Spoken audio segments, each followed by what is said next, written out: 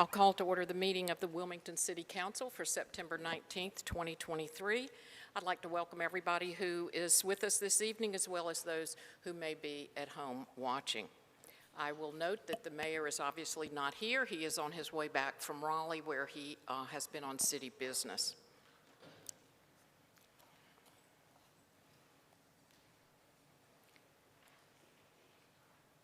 At this time, I'll introduce Sergeant Ron Evans, the Wilmington Police Department chaplain, for our invocation, and ask that everyone remain standing for the Pledge of Allegiance.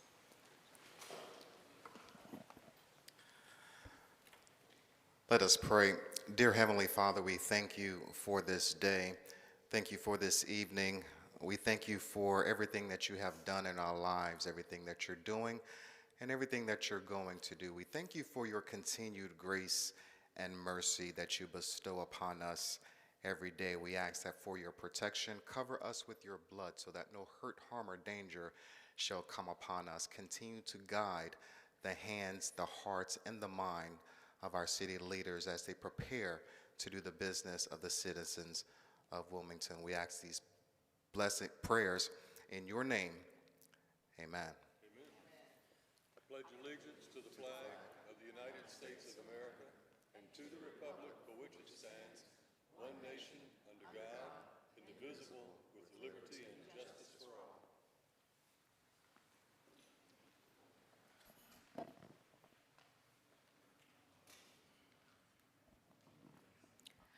This evening I've asked, we have one presentation, and I've asked Mr. Barnett if he would make the presentation. So if Ms. Deborah Maxwell and her party will come forward, please. Oh, the mic.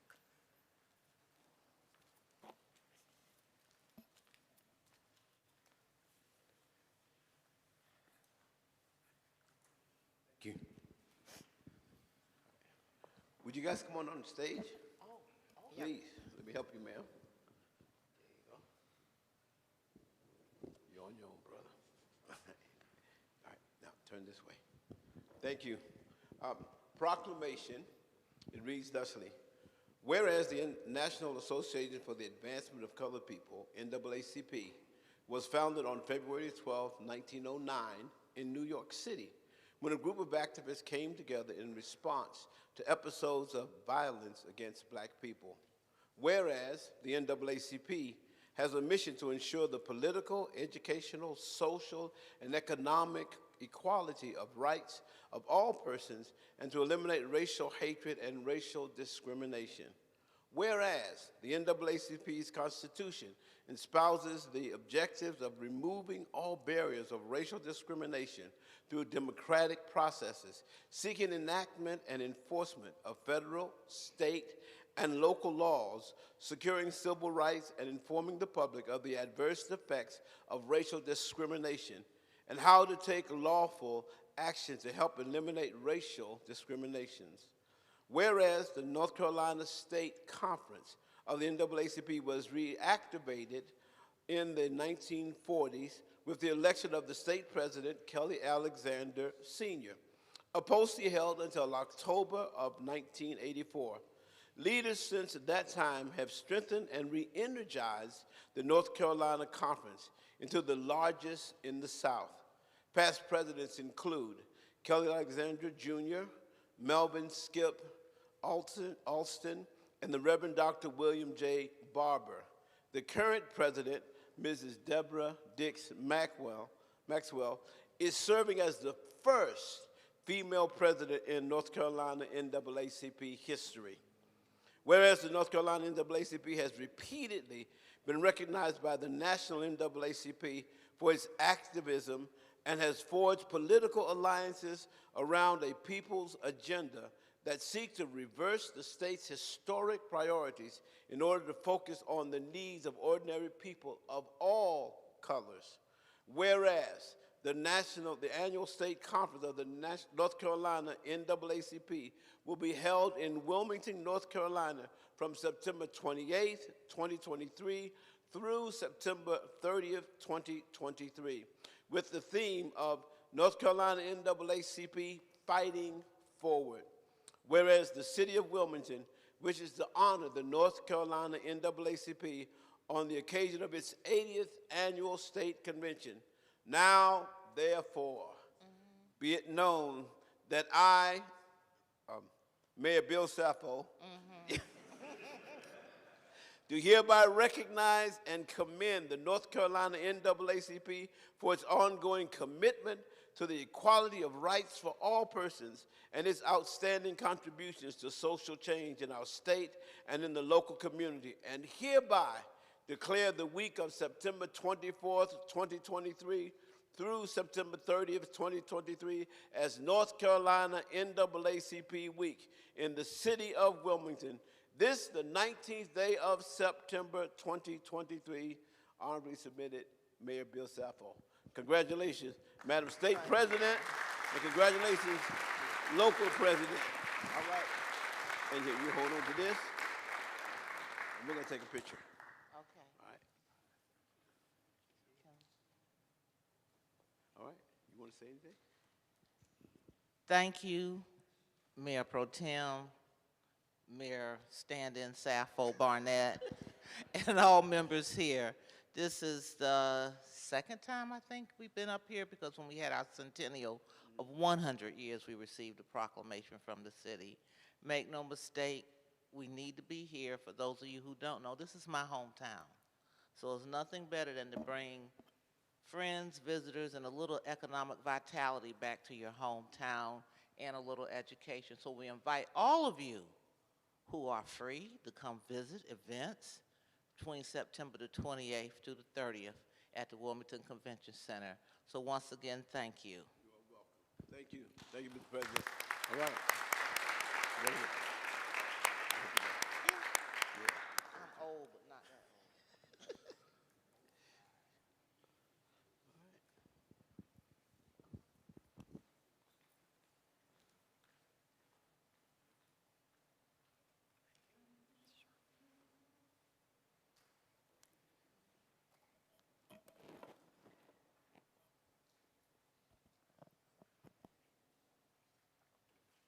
Our first item of business this evening is the consent agenda. Is there any item that a council member would like to be heard separately? Madam Mayor Pro Tem, staff would like to ask that item C4 be lifted off and tabled. We have found some errors with the background information and would like to delay consideration of this item. At the suggestion of the clerk, we're asking that it be tabled. All right, thank you, sir. Are there any others? No. Seeing none, do I have a motion? I have a motion by Mr. Barnett and a second by Mr. Rivenbark to approve items 1 through 3 on the consent agenda. All in favor signify by saying aye. Aye. Any opposed? That passes unanimously. Thank you. The next order of business is our public information, and this evening we have Mr. Rich Leffler to come and speak with us about amendments of zoning maps.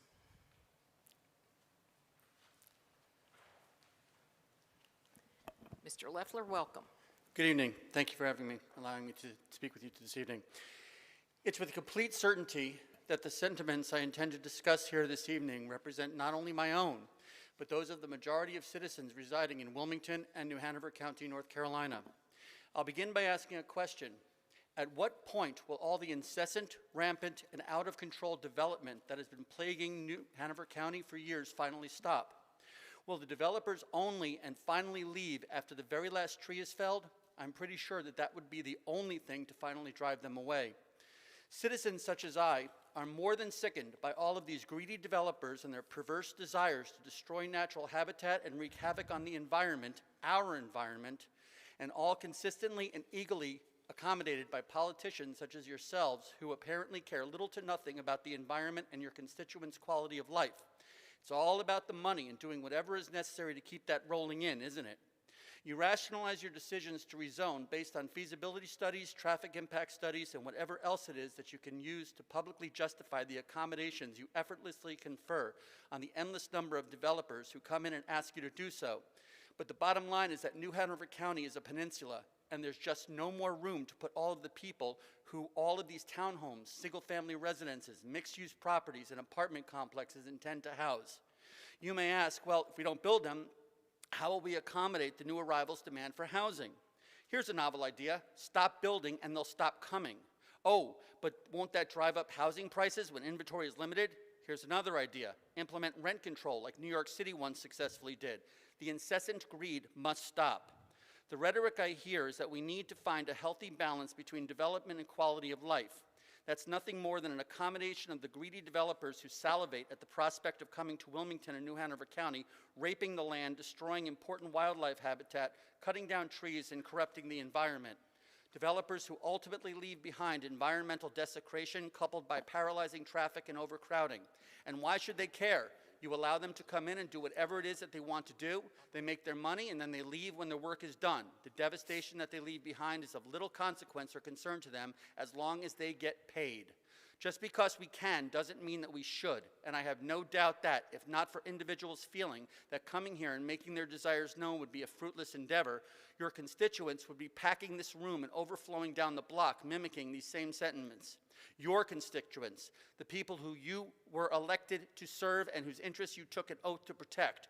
Your constituents, aside of course from the local realtors, real estate professionals, and developers who all profit from this as well. People who, like me, encourage a complete, total, and immediate moratorium on all further development. It's finally time for you, our elected officials, to side with what's right and proper and no longer align with the developers and their endless lust for money with no accountability. Development must stop now. One way or another, you must put an end to it once and for all. Thank you for your time. Mr. Leffler, I forgot to ask if you would state your address for the clerk for the record, please. 1129 Mateo Drive, Mateo, Wilmington. thank you.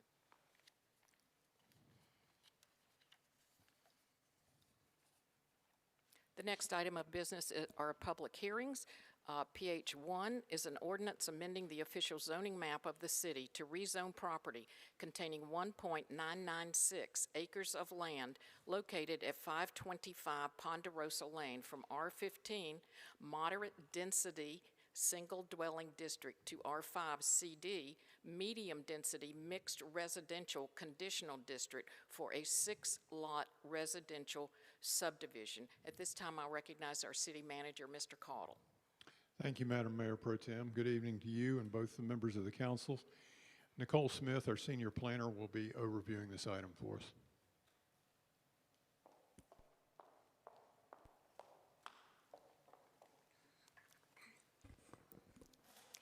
Good evening, Mayor Pro Tem, members of council. The proposal before you this evening includes one parcel containing approximately 1.966 acres and is located east of Ponderosa Lane and south of Westchester Road. This map provides context and highlights the site location. To the right of the slide are images of the subject site's existing conditions. This slide illustrates the existing conditions from adjacent roadways. This slide illustrates the existing development pattern within the vicinity.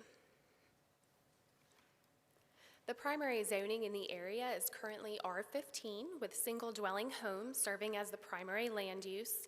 However, staff would recognize that there is a variety of lot sizes in the general vicinity. The applicant is proposing to rezone the subject site from R15 Moderate Density Single Dwelling District to R5 CD, Medium Density Mixed Residential Conditional District for a 6-lot residential subdivision. The proposed lots range in size from 6,405 square feet to 8,101 square feet. All lots exceed the R5 district minimum of 5,000 square feet for detached dwelling units. The development will extend and improve the existing access easement known as Ponderosa Lane in accordance with city street standards, including sidewalk on both sides of the right-of-way. The development also designates approximately 20.9% of the property to open space, exceeding the 10% open space requirement for the R5 district. The comprehensive plan promotes quality design and site planning so that new development, infill, and redevelopment is implemented with minimal adverse impacts on the desired character of the existing built environment. The plan further states infill sites that have been historically difficult to infill or redevelop within existing neighborhoods should be developed in a manner that is compatible and consistent with the existing development pattern. The proposal utilizes existing utilities and increases the housing supply while protecting desired neighborhood character through infill development. Based on the information contained in the case summary, as well as the Create Wilmington Comprehensive Plan, staff believes the request is reasonable and in the public interest and recommends conditional approval with the conditions outlined in the case summary. The Planning Commission held a legislative hearing regarding this proposal at their August 2nd meeting. No one spoke in support of the request. One person spoke in opposition, citing concerns with access during the construction of right-of-way improvements and uncertainty of a building scale. After discussion, the commission voted unanimously to recommend conditional approval. This concludes staff's presentation. I'm happy to answer any questions you may have. Do we have questions for staff? Yes, Mr. Anderson. Regarding the scale issue, was there a condition placed on that? There is not. I thought it was two stories. You're correct. The Planning Commission added condition number 6, which would limit the dwelling units to a 2-story maximum height. I will point out on your screen is the single dwelling dimensional standards for the existing R15 and the R5, and we do lose the cap on the maximum building footprint with the proposal that's before you this evening. Understood. Thank you. Any other questions for staff? Thank you very much. At this time, I will recognize the applicant to come forward. Thank you. Good evening, Council. I'm Cindy Wolf, and I'm here with the owner of the property. We appreciate the staff's thorough summary of the case, as always, and I know you have a very full agenda. The first 4 are all requests for residential density increase, and as it occurs, I'm the representative for not just this petition, but the next 2 also. So I had done this at the Planning Commission, and if you'll bear with me, I think rather than belabor the same justification that we believe is paramount on each petition, I'd like to just start with a few pertinent comments that should resonate throughout every one of these 3 hearings you'll hear me on. You don't go a week without some publication or media report about the influx of new residents to our area and the deficit of housing opportunities that's expected to continue. Both owned and rented, including single-family, attached, and multifamily, they're all referenced. The lack of supply and the high demand continues to drive cost of the inventory we do have up, affecting affordability not only for future citizens, but our existing citizens.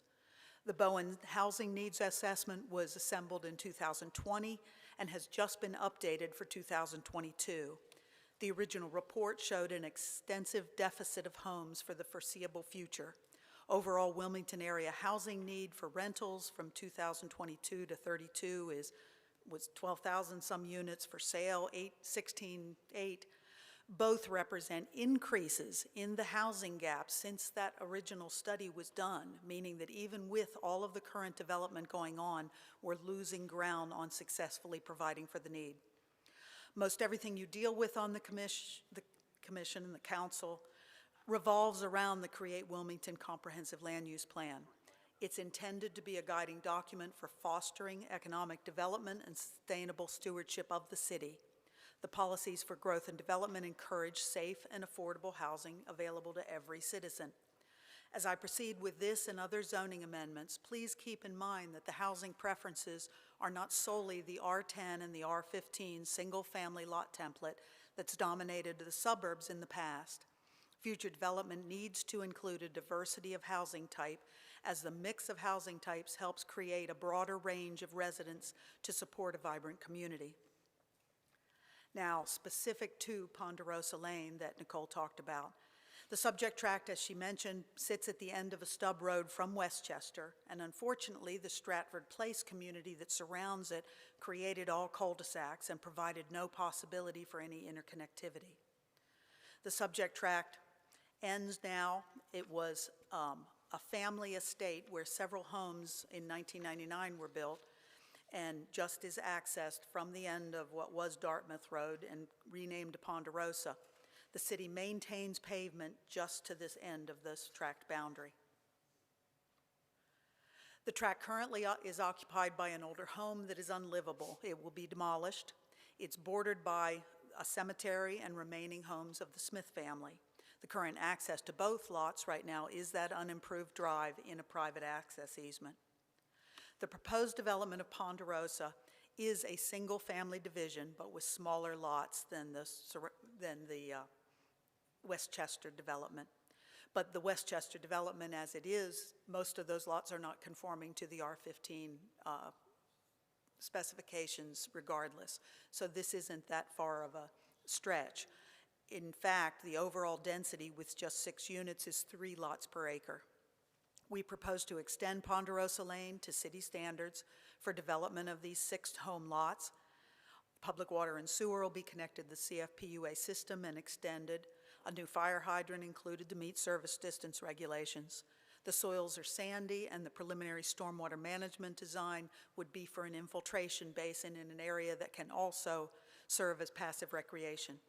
The protected trees on the tract were located by a professional land surveyor and inventoried by a certified arborist. Removal of 1 specimen tree, a longleaf pine, right next to the existing house was approved by the Board of Adjustment for removal so that we could save these other live oaks that are here. We appreciate the staff's thorough review of the petition. We concur with the consistency findings and the conditions that are associated with the petition. We hope that you'll agree with both the staff and the Planning Commission's positive recommendations for approval, that it is consistent and in the public interest. Mr. Tim Smith is here, the owner, and we'd both be happy to answer any questions you might have. Do we have questions for the applicant? Yes, Mr. Barnett? How close are you to the cemetery? The cemetery is just off the left side of this scene, behind those existing 5 trees. Part of the Design Adjustment Committees and the TRC was that we will, in fact, have a sidewalk along that side of Ponderosa Lane, a public sidewalk. So that'll access the cemetery also. Okay. Mr. Waddell? I may have misunderstood. Did you say there were multiple homes on this property up until 99? No. Or is that an adjacent property? There are multiple homes. There was one on this property, then the other homes of the Smith estate are on that property to the southwest. Understood. Okay, thank you. Any other questions for the applicant? Thank you. Thank you very much. At this time, I'll open the public hearing and ask if there's anyone that would like to come forward to speak on this item, either in favor or opposed to it. The public hearing is now open if anybody would like to come forward.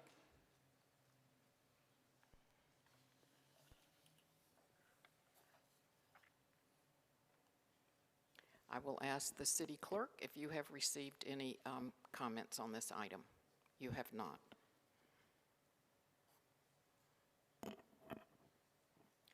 Does council have any other concerns? In that case, I will close the public hearing and ask for the wishes of council.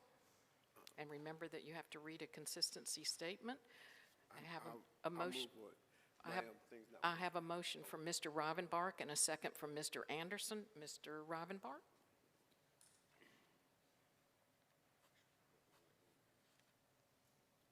That's it. I move to approve the proposed amendment to assign zoning to property located at 525 Ponderosa Lane from R15 Moderate Density Single Dwelling District to R5 Conditional District, Medium Density Mixed Residential District, Conditional District, for a 6-lot residential subdivision, and find it to be consistent with the relevant policies in the comprehensive plan based on the application materials and the information provided at the public hearing and in the staff report, and to find approval of the rezoning request as reasonable and in the public interest for the following reasons. The proposed rezoning would allow for residential infill development that is compatible with the surrounding neighborhood. Thank you. We have a motion and a second. We're ready to vote. All in favor signify by saying aye. Aye. Any opposed? That passes unanimously on first reading. Is there a motion to waive second reading? I have a motion by Mr. Rivenbark, a second by Mr. Anderson. Please vote. Anybody in favor say aye. Aye. Any opposed? No, that passes unanimously. Thank you.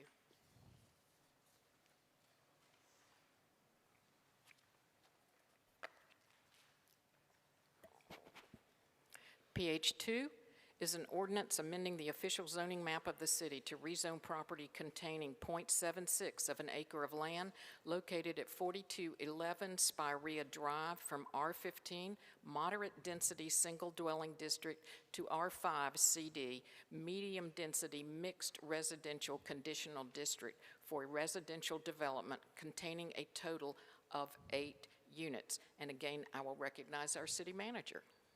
Thank you, Madam Mayor Pro Tem. Miranda France, Associate Planner, will overview this item for us.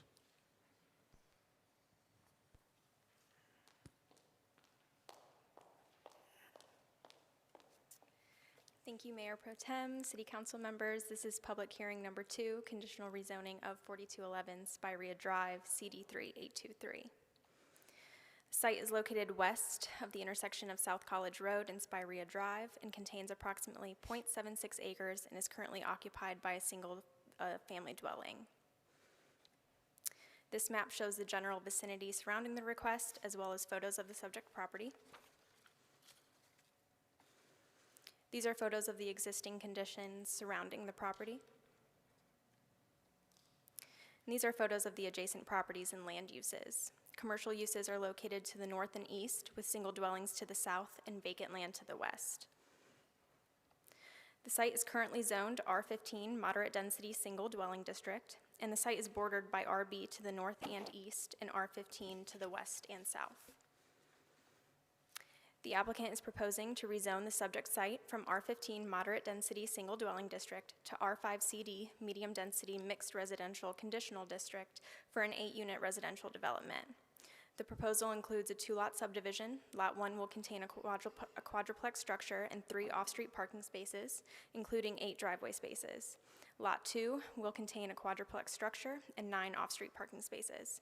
Access to the development will be provided off of Spirea Drive. The elevations show pedestrian access from Spirea Drive. The site is located within a suburban commercial retrofit area of opportunity and along a special character street on the Comprehensive Plan's Growth Strategies map. The plan supports low to medium density residential areas and/or low intensity mixed-use developments to serve as transitions between lower density neighborhoods and more intensive commercial, residential, and mixed-use areas. The proposal utilizes existing utilities and increases the housing supply while protecting desired neighborhood character through infill development. Staff believes the proposed zoning amendment is consistent with the recommendations of the Create Wilmington Comprehensive Plan and that the request is reasonable and in the public interest. Staff recommends conditional approval with the conditions in the case summary be applied. That concludes staff's presentation. I'm happy to answer any questions and the applicant's here as well. Thank you. Do we have questions, Mr. Burnett? Actually, it was on this slide, the one that we just looked at. There's a lot of split, and when you look at the modest non-support, it's almost like 45, 55. Can you give me some, where were you with the splits? What? Sure. That's I see the arrows. And Yes. Okay. So, I know one was pedestrian-oriented placemaking. I saw that, and then infill redevelopment should respect and improve the integrity of the neighborhood, open spaces and public areas. Yes, those all on the screen were staff's modest support of the rezoning. Okay. Yeah, and I guess what I'm saying is, when I look at, like, on my documents, I'm on page, I think it's page 14 of PH2, and there, you have the arrows, and the arrows say like modest support, split, and then you've got the modest non-support, and I always get like a red flag when I see a lot of split or the non-modest support, and I was just trying to get further understanding as to why it was so strong that way. Sure.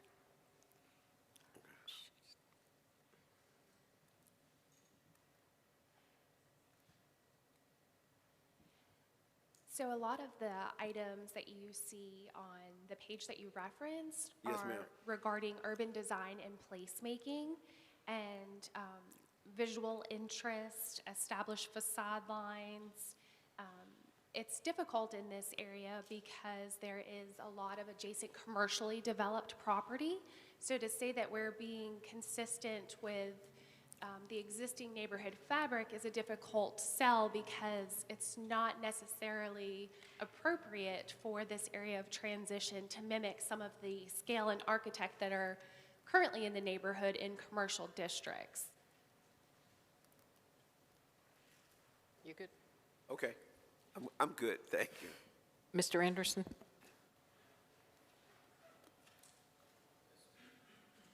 I guess this is the first plan I've seen in a long time that does not require, or it doesn't show on the color rendering anyway. That one's kind of covered by trees. Is a sidewalk required or not? Sidewalk is required and it is proposed. I know it's hard to tell. It's on the property itself, right Okay. behind those trees. Okay. I guess it just looks like it's on the line there. Yeah, okay, I'm looking at the color one. It's behind the trees. Okay. Was there any conversation about that in unit, trying to give it some curb appeal, if you will, to the street when you pass by? Sure. The conditions for approval for the use do require that the structure faces a right-of-way. The door you see on the elevations is what is proposed to meet that requirement. Minimal. All right. Thank you. Mr. Rivenbark? I know when the Cape Fear Ford group, or it's, what is it called now? It's not Cape Fear Ford, but the Ford dealership, they rezoned all the way back to Spirea and on the side of this, and they were required to leave a buffering for future use, which is coming into play now. So it's well buffered. And I mean, I must say I'm pleasantly surprised that something this nice is going to be built right there.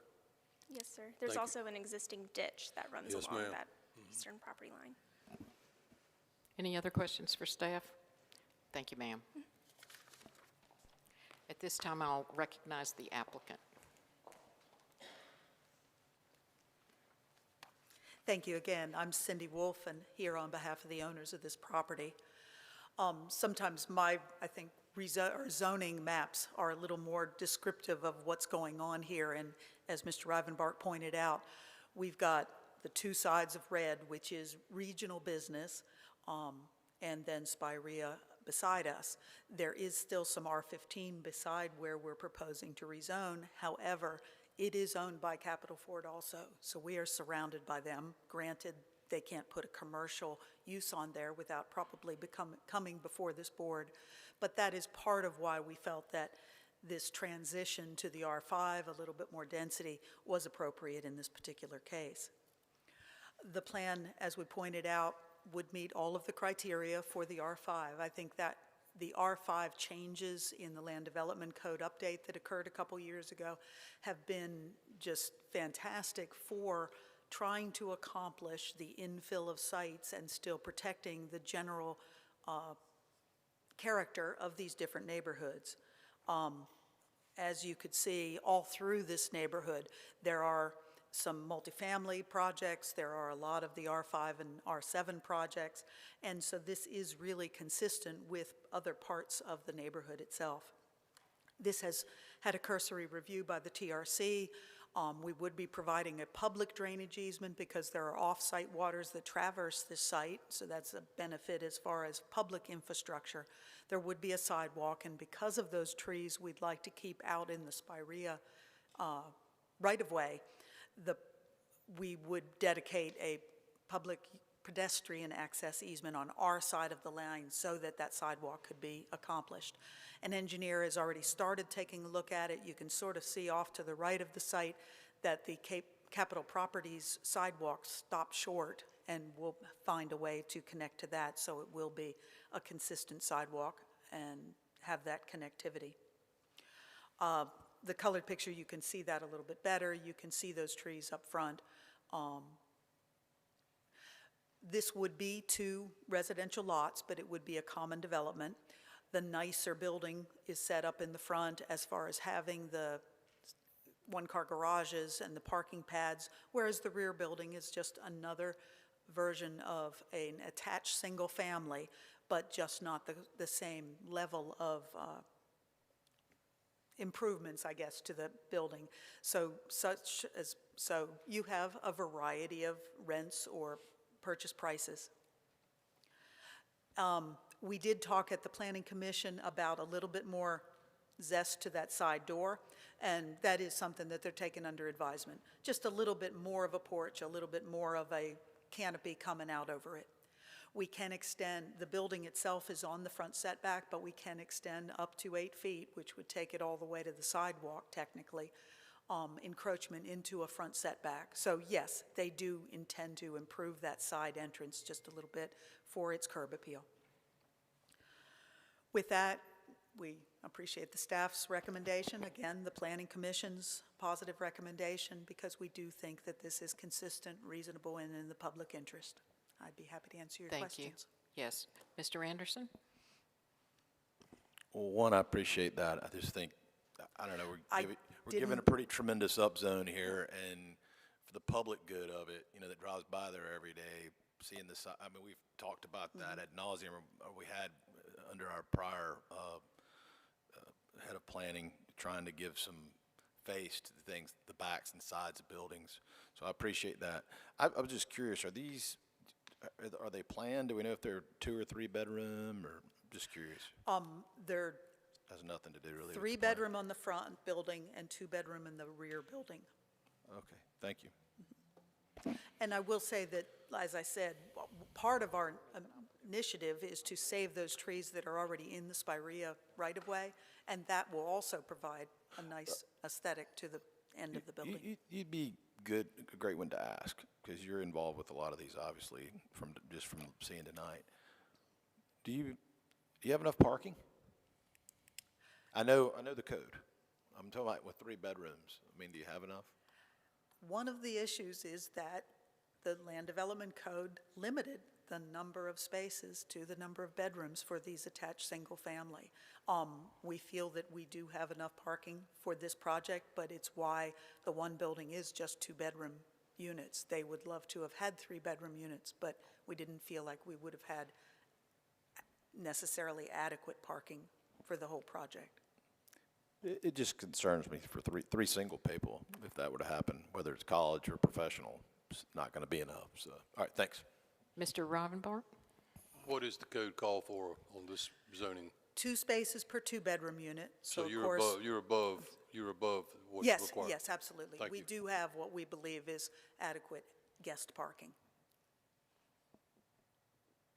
Any other questions for the applicant? Thank you Thank you, again. ma'am. At this time, I'll open the public hearing and ask if there's anyone that would like to come forward and speak on this item, either for or against. The public hearing is now open if someone would like to come forward. Ask Madam Clerk if she has received any information. No, she has not. I'm going to ask staff a question again.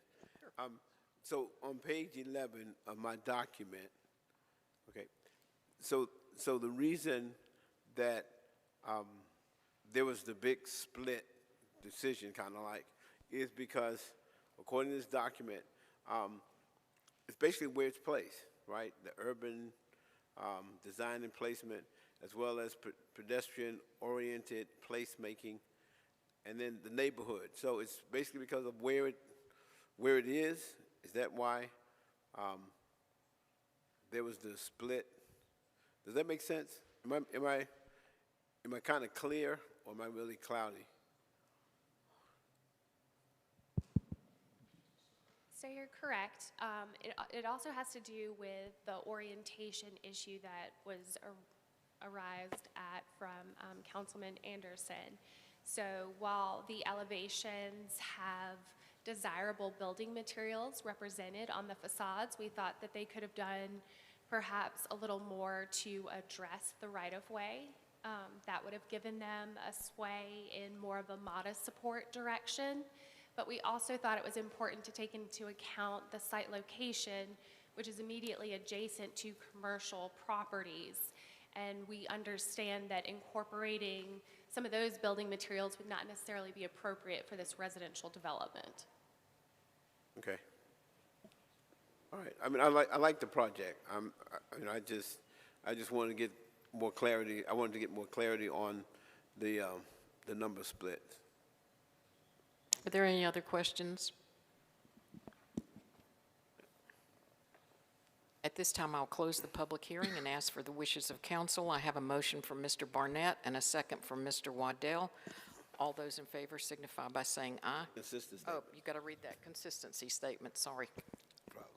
I move to approve the proposed amendment to assign zoning to property located at 4211 Spire Drive from R15 Moderate Density Single Dwelling District to R5 CD Medium Density Mixed Residential Conditional District for a residential development containing 2 quadruplex structures and finding to be consistent with the relevant policies in the comprehensive plan. Based on the application material and the information provided at the public hearing and in the staff report, and the final approval of the rezoning request is reasonable and in the public interest for the following reasons. The proposed rezoning would allow for a residential infill development that is consistent with the surrounding area. Thank you. We are now ready to vote. All in favor signify by saying aye. Aye. Any opposed? That passes unanimously. Is there a motion to waive second reading? I have a motion by Mr. Waddell, a second by Mr. Rivenbark. All in favor of that signify by saying aye. Aye. Aye. Any opposed? That also passes unanimously. Thank you.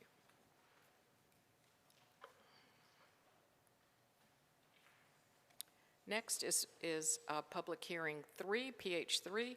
That is an ordinance amending the official zoning maps of the city to rezone property containing 1.1995 acres of land located at 114 Long Street Drive from R15 Moderate Density Single Dwelling District to R5 CD Medium Density Mixed Residential Conditional District for a residential development containing a total of 12 units.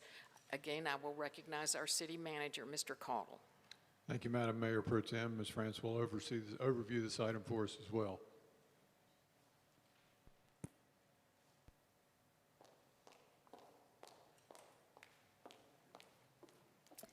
Thank you again, Mayor Pro Tem and City Council members. This is public hearing number 3, conditional rezoning of 114 Long Street Drive, CD 5823. The site is located south of the intersection of Shipyard Boulevard and Long Street Drive and contains approximately 1.20 acres and is currently vacant and heavily wooded. This map shows the general vicinity surrounding the request as well as photos of the subject property. These are photos of the existing conditions surrounding the subject property. And these are photos of the adjacent properties and land uses. Commercial uses are located to the north, multifamily uses to the east and west, and single-family residential to the south. This site is currently zoned R15, Moderate Density Single Dwelling District, and the site is bordered by O&I CD to the north, MD17 to the east and west, and R15 to the south. The applicant is proposing to rezone the subject site from R15 Moderate Density Single Dwelling District to R5 CD Medium Density Mixed Residential Conditional District for a residential community containing 12 units. The developer has proposed to subdivide the lot into 3 and construct 3 separate quadruplex units. Lot 2, fronting Long Street Drive, would include rear-loaded units accessed off the proposed shared drive, and lots 1 and 3 would be accessed off a shared drive as well. A multi-use path will be provided along Long Street Drive in the southeastern property line. Elevations show pedestrian access to Long Street Drive. The site is located within a greenfield sites as multi-use places area of opportunity and along a planned green connection on the Comprehensive Plan's Growth Strategies map. The plan promotes low to medium density residential areas and or low intensity mixed use developments to serve as transitions between lower density neighborhoods and more intensive commercial, residential, and mixed use areas. Comfortable, safe, and convenient pedestrian places should be promoted through buildings that face the street, avoidance of deep front setbacks, and providing direct pedestrian connections and entries along the public space network. The proposal improves existing utilities and increases the housing supply while protecting desired neighborhood character through infill development. Staff believes the proposed zoning amendment is consistent with the recommendations of Create Wilmington Comprehensive Plan and that the request is reasonable and in the public interest. Staff recommends conditional approval with the conditions listed in the case summary be applied. That concludes staff's presentation, and I'm happy to answer any questions. Great, thank you. Are there any questions for staff? Seeing none, thank you. Thank you. This time I'll recognize the applicant.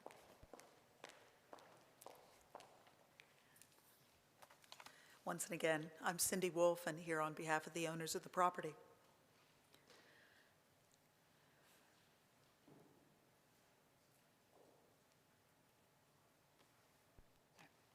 As Miranda pointed out, this is a small vacant lot remaining between the busy corridor of Shipyard Boulevard and the single-family neighborhood of Pine Valley Estates beyond it. As she pointed out, it is surrounded by a variety of uses other than the single family that's there to the southeast. It's actually a remnant left over from the development of Barclay Place apartment complex. There are large ditches running along the southwestern and southeastern boundaries that assumedly prevented it from being part of that development. You can see the higher densities of Barclay Place and Valley Gate Villas along with the commercial uses towards Shipyard. Those uses are conforming to their associated zoning districts, and other than the pond remaining the R15 that is part of the Barclay Place development, this is sort of the last lot in that line that is created by uses other than single-family homes. My client's proposing a 3-lot, total 12-unit development community of single-family attached homes. They would be 2-story, each have a 1-car garage along with double-car parking pads. Stormwater management will be addressed with low-impact type practices, including but not limited to under-pavement basins, infiltration and bioretention areas, and possibly porous pavements. The existing ditch within a public drainage easement will serve as our required outlet. Protected trees on this tract were also located by a surveyor, inventoried by an arborist, and there were no specimen trees identified in the development area. We have quite a few that we can save as part of the development. The common driveway and internally oriented parking not only limits traffic conflicts along Longstreet Drive, but also adheres to the code policies to have attached housing address the street facades more aesthetically. Improvements would be made to the public street along with the installation of the multi-use trail along Longstreet and then over to our back corner. This is the proposed architectural style, the top view being the interior view of the community. The units directly along the public street down in the lower right hand will be enhanced features, much more so than the last one showed, with actual porches and nice sort of secondary front elevations. This petition would enhance the area with location-efficient, compatible infill. It presents a reasonable transition between Shipyard and the lower density neighborhood beyond, and we do believe that it is also consistent and in the public interest. Patrick Alderson, my client and the developer, is here if you have any questions. Great, thank you. Are there any questions? Yes, Mr. Rivenbark. Cindy, could you go back one slide, please? Oops, sorry. One more. Apologize. I hit the wrong button. It was the pretty picture. Mm-hmm. Right there. Yes. Is that driveway wide enough to handle 2 cars side by No, side? in this picture it is not. I mean, this is a picture off the internet, but my design does have dual car paths Okay. in addition to the garage. garage. It's where we keep all our stuff. Yeah, unfortunately. But yes, this does have dual. Okay. And I noticed that the sidewalk will be interior. There will, I mean, the sidewalk along Longstreet, I thought I saw on there that there was not going to be a sidewalk included. That'll be but a multi-use trail. path. Correct. Okay. How about the sidewalk on the east end here or whatever? Is that a sidewalk or is that?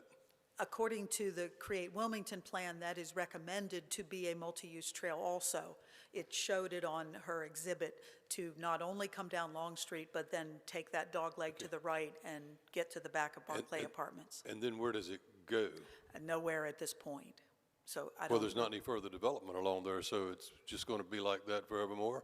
Yeah, I don't know if there's any type of a walking trail along the Barclay Place Apartments. It could very well be. That is their property directly behind us. Okay. It's a shame it can't get over to the trail. It would be. And I'm sure that TRC will work out some of the details of why and how, because there is a ditch back there, so we're going to have to span that too, if it's to intersect And that. that will be your outlet, your stormwater? Yes, on the opposite side of that trail. Okay. Thank you, ma'am. Mr. Anderson? Cindy, this one and the last one, I love the location for infill density. They're really kind of perfect in my estimation, and appreciate the addressing the road better here. Still kind of on the parking. You've got 36 bedrooms, and I hope they keep clean garages, because otherwise, I hate any development where where I see a high percentage chance that there's people just parking under trees and in bushes and all. And I know they can on their own, they can put in covenants and that kind of thing, but that concerns me. Charlie brought up this sidewalk. I'd love to know the purpose. You know, if there's no purpose, I don't think we need more concrete in the world. Yeah, So, the one along the southeastern boundary, I tend to agree with you, but, I mean, if there's a purpose, I'd love to know what it is. We'll ask staff. Thank you. okay. Mr. Spears? Cindy, you said the rendering is from the internet, so that's not what we're gonna get. No, that is the architectural style that we have committed to as far as the two-story, variation in materials, the porches coming off. Now, will it be a tin roof? No, I wouldn't commit to that necessarily. But during these entitlement processes, it's very difficult to have all the answers to everything at that time, but we do, and staff is diligent in enforcing. If they came in with something that was substantially different than this architectural style, we'd be back before you. Well, you said it's hard to come up with all the answers, but it's kind of hard for us to make a decision on something that not gonna be. I mean, I understand that it's in a close proximity to what it may be, but not really. I mean, you know, Charlie said it himself. We like pictures. And Good I pictures. try to provide as much as I can. Factual pictures, not pictures you just found off the internet. You're kind of catfishing us a little bit. Just a tad. Otherwise, you'd have to hire architects, engineers, and everyone ahead of time, which can be quite costly. And so we try to find a good balance that staff can enforce and that we can commit to. Got you. Thank you. Any other questions for staff? Thank you. Okay, Mr. Rivenbark? Sure. This is for staff.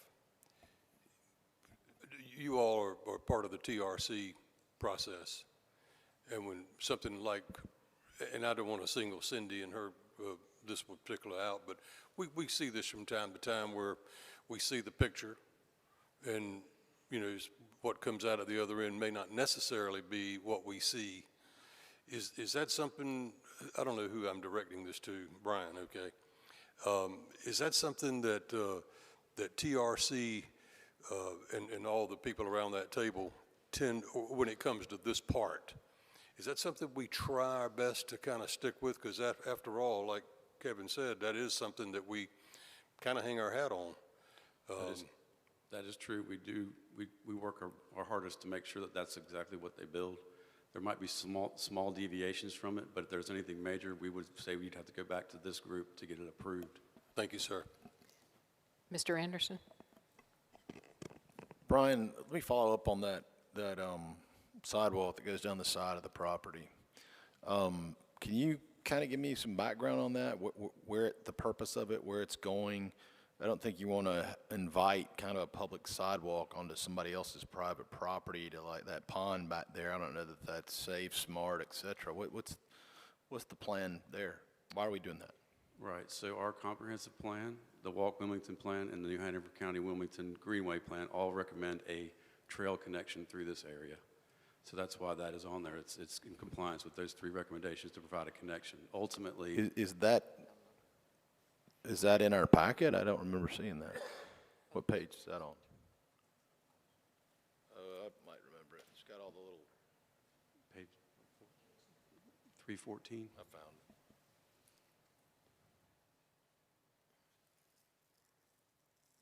And this would be a situation where we would work with property owners between this property and the trail to acquire right-of-way or easements over time to make those connections, similar to what we've done in other sections of the city.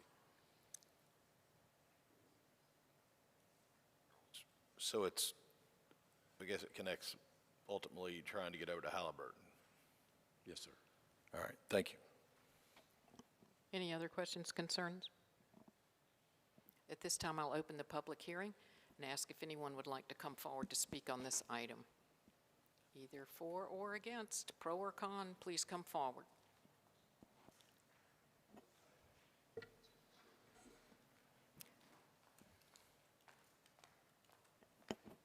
Welcome. Hi. I completely agree with Mr. Anderson. They would be walking, or the public path would be directly behind some guy's house. I think it would make more sense to put the public path on the other side and require the developer to build a bridge across that, it's called a waterway, so that, they could walk through that neighborhood over by whatever the, new development is, if they want people to be able to utilize that, public walkway. I think it would be a profoundly disrespectful to the person who's living there on the corner of Stonewall Jackson and Long Street to have a public walkway directly in his backyard. So thank you very much. Thank you. And you're right, sir, before you leave, what you're saying is, Yes, sir. on the other side of this development, Yes. between that and the Boy Scouts. Exactly. I building, don't have it there. I don't foresee any issue with the public walkway being behind the Boy Scouts. That building doesn't have any windows in the back, I don't think, and it's a commercial business. So And a nice decorative little footbridge yes, across. I think that would be personally reasonable. I mean, if you have dogs or anything like that, you can walk through, and that community is enclosed back off of Shipyard. So Thank you. Would you state your name, please? Rob Smeaton, 217 Stonewall Jackson. Thank you, Rob.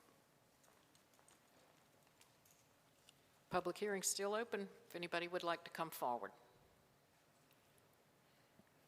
Seeing none, I will ask the clerk if she has received any information. No, ma'am, I have not. Thank you very much. Public hearing's still open if anybody would like to come forward. Can I ask a question? Yes, you may. In reference to Rob's request, what would you guys say?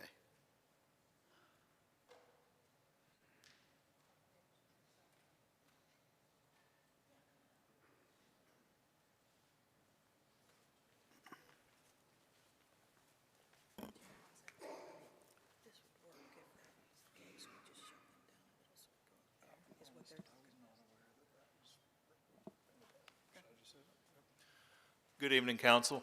Good My name is evening. Patrick Alderson, the owner, prospective owner and developer.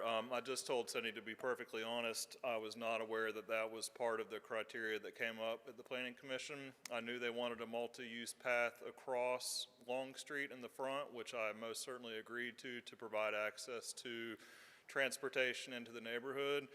When I saw that rendering there, I assumed that was the easement for drainage. So I totally agree with your questions, and I agree with this gentleman back here that I think that serves no purpose. If it was something that was, required of me, then I would agree. But I would agree that there's nothing back there but a retention pond, and I certainly would not want the future residents to have people who don't occupy property there accessing it, nor people who live on Stonewall Jackson to have people walking back there as well. So I would certainly be open to something on the other side, but I'm not positive that that would serve an ideal purpose as well, as I don't know, you know, if that apartment complex necessarily wants people being pushed back there as well. So if it serves a good purpose, then I'm certainly open to it. But to be honest with you, other than the path on Long Street, I don't quite see the point. Questions?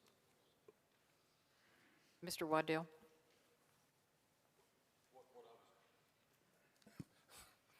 What I was going to ask the staff, if you hang right where you are, then we may get right back to you.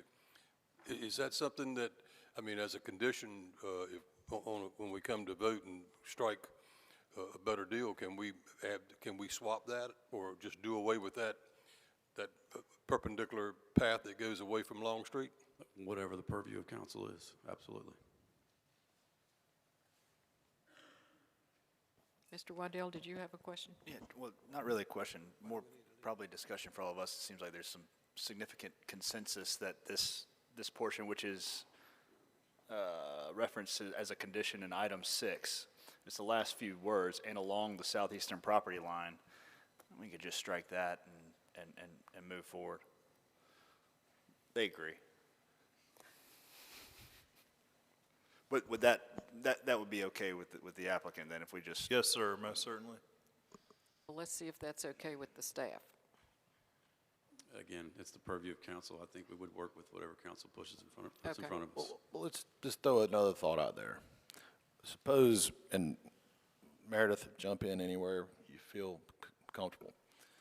If we just left it as an easement for if we ever get around to building this trail, so we don't have to come back and we're just wanting people to build the trail for us as we go instead of, is that what I understand sidewalks, but this is something new. I've never seen us do this. Have we ever done this before? Not in my time. I'm not aware of us ever having done it before.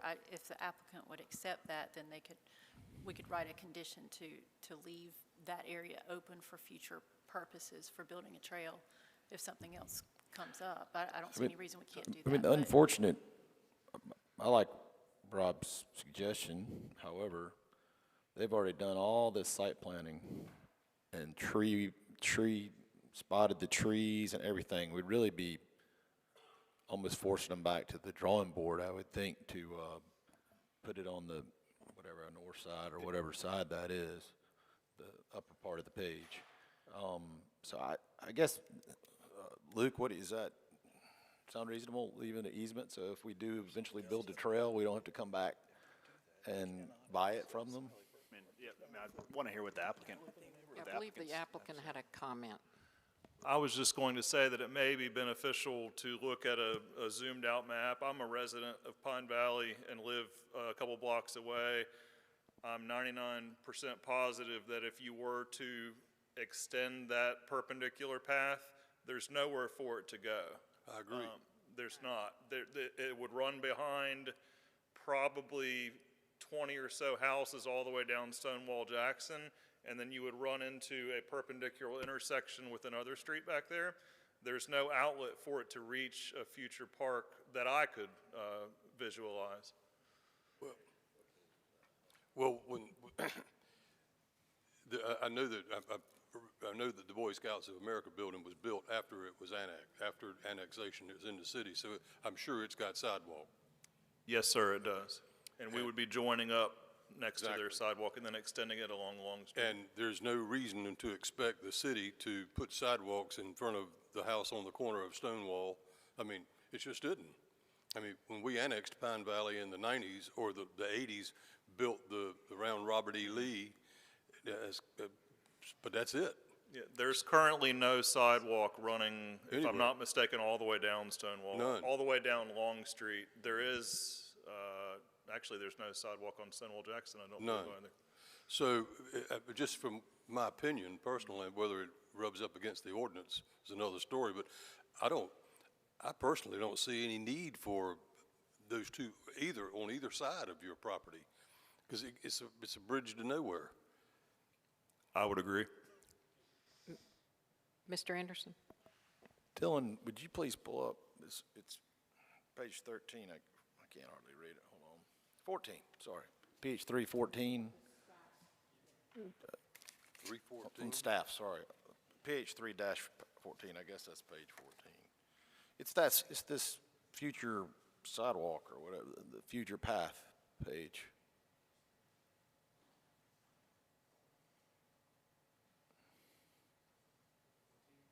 It's on the staff's. He said. It's the diagram of this path that we're talking about.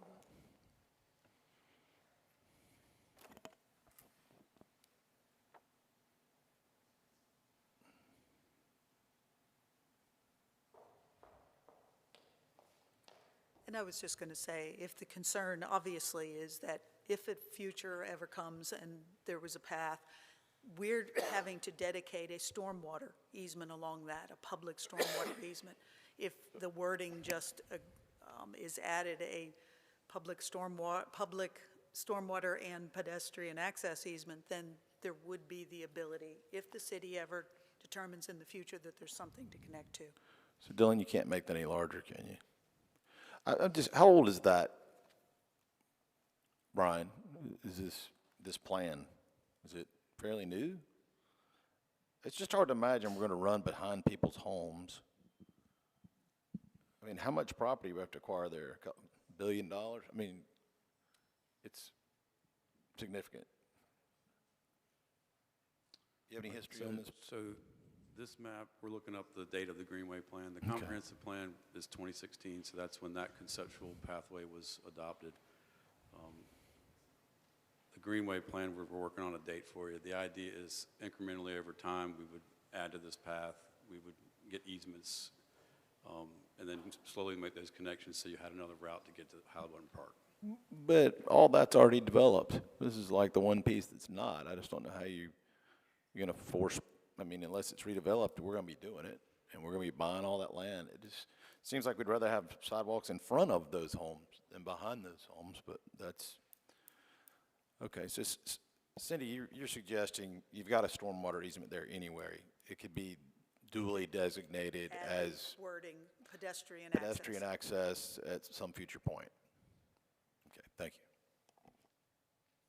Mr. Ravenbart, did you have another comment? Just forgot to take my name off. Okay. Any other questions for the applicant? Great, thank you very much. Thank you.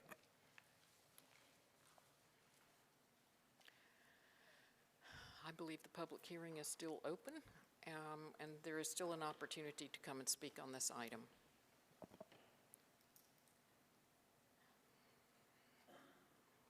And I think the clerk has already told us that she's not received anything.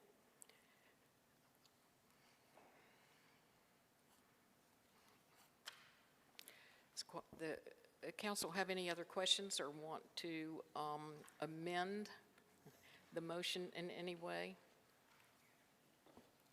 Well, Clifford made the motion, but I wonder if he would accept what was discussed there at the end with Ms. Wolf. So just to be clear, Yes. under clearer than I currently am right now, under section 2, number 6, as Mr. Waddell suggested, we would remove the language that says "and the southwestern property line," and take that out from that section, and then create a section 8 that says that the applicant will agree to provide a stormwater and pedestrian access easement along the southern property line. Okay, Is that correct? that is correct. Okay, yes, that's my motion. So there is a friendly amendment, and the motioner has accepted that, and Okay. so does the gentleman who has made the second. Is that correct? Got to reach consistency statement. You Oh, close the public hearing? oh, I'm sorry, I thought you closed it, I apologize. At this point, I will close the public hearing and ask for the wishes of council, and we have a motion by Mr. Barnett and a second by Mr. Anderson, and Mr. Barnett will read the I'll be consistency honest with you. statement. All right. I move to approve the proposed amendment to assign zoning to property located at 114 Long Street Drive from R15 Moderate Density Single Dwelling District to R5 CD Medium Density Mixed Residential District, Conditional District, for a residential development consisting 3 quadruplex structures and finding to be consistent with the relevant policies in the comprehensive plan, based on the application material and the information provided at the public hearing and in the staff report, and the final approval of the rezoning request is reasonable and in the public interest for the following reasons. The proposed rezoning would allow for residential infill that is compatible with the area and provides an appropriate transition to the surrounding neighborhood. Thank you. If we're ready to vote, all in favor signify by saying aye. Aye. Aye. Any opposed? That passes unanimously. Is there a motion to waive second reading? I have a motion from Mr. Rivenbark, a second from Mr. Waddell.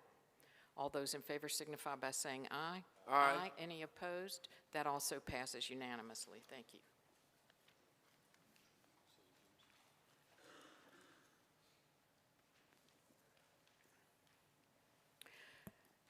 The next item is PH4. It's an ordinance amending the official zoning maps of the city to rezone property containing approximately 7.7 acres of land located at 3903, 3907, 3909, 3913, and 3915 Carolina Beach Road from R15 Moderate Density Single Dwelling District to MD17 CD High Density Multiple Dwelling Residential Conditional District for 225-unit residential development. And at this time, I will recognize our city manager, Mr. Caudle. Thank you, Madam Mayor Pro Tem. Brian Chambers, our Assistant Director, will overview this item for us.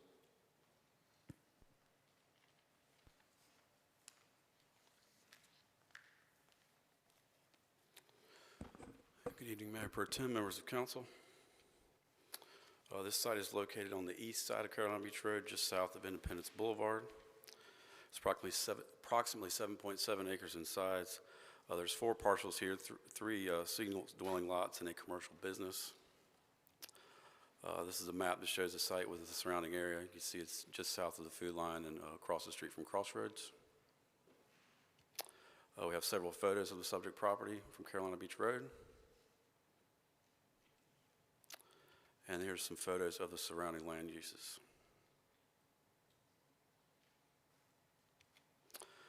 The site is surrounded by residential and commercial zoning. A storage facility is located directly north. Again, the Crossroads Center is located across the street, across Carolina Beach Road to the west. There's single dwelling residential located to the south and west, and a vacant tract is located to the east, which is part of the Barclay West development. Again, the applicant is proposing to rezone the property from R15 to MD17 for a 225-unit residential development.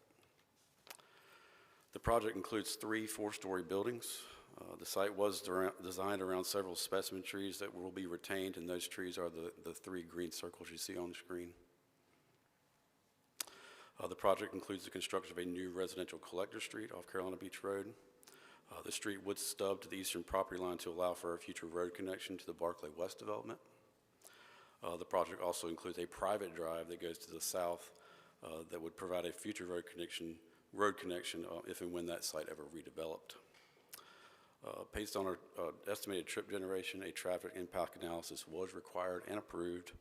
The TA requires the construction of a northbound right turn lane on Carolina Beach Road. It also requires this new road connection at Carolina Beach Road to be a right-in, right-out access only. This project does generate greater than 1,000 daily vehicle trips and has frontage on a high-capacity transit route, so it will require the installation of a transit stop and improvements. And the project will also require the installation of a multi-use path along the Carolina Beach Road frontage. These are the proposed elevations for the site. The property does require a minimum of 342 parking spaces. They're proposing a total of 348. There would be a minimum of 30 bicycle parking spaces required, and the applicant is proposing 45.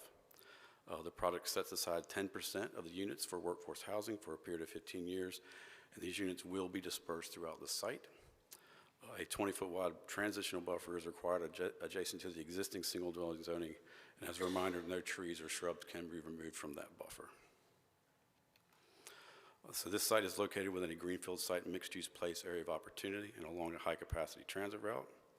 The comprehensive plan calls for infill development that maintains and enhances the desired character of the area and increases housing options.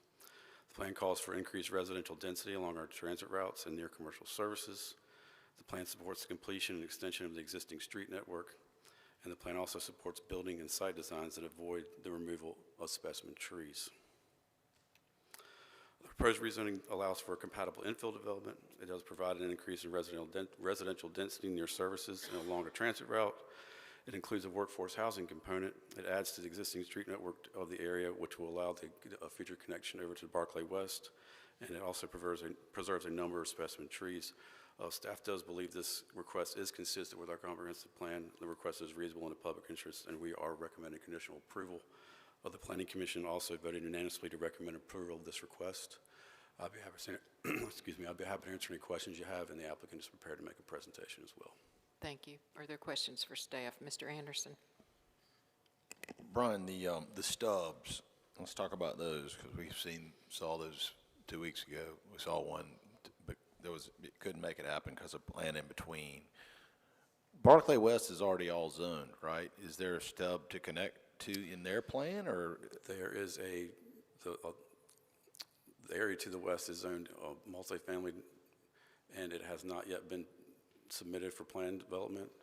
So if and when that comes through for the development, they would be required to connect that road to this stub. Okay. The one to the south obviously would be most likely some kind of rezoning, and that would just occur at that time. Right. We're trying to set this up for the anticipated future development here. It's great. It just seems like they get used sometimes and they don't for various reasons. I was just curious. Thank you. Yes, sir. Any other questions for staff? Thank you, sir.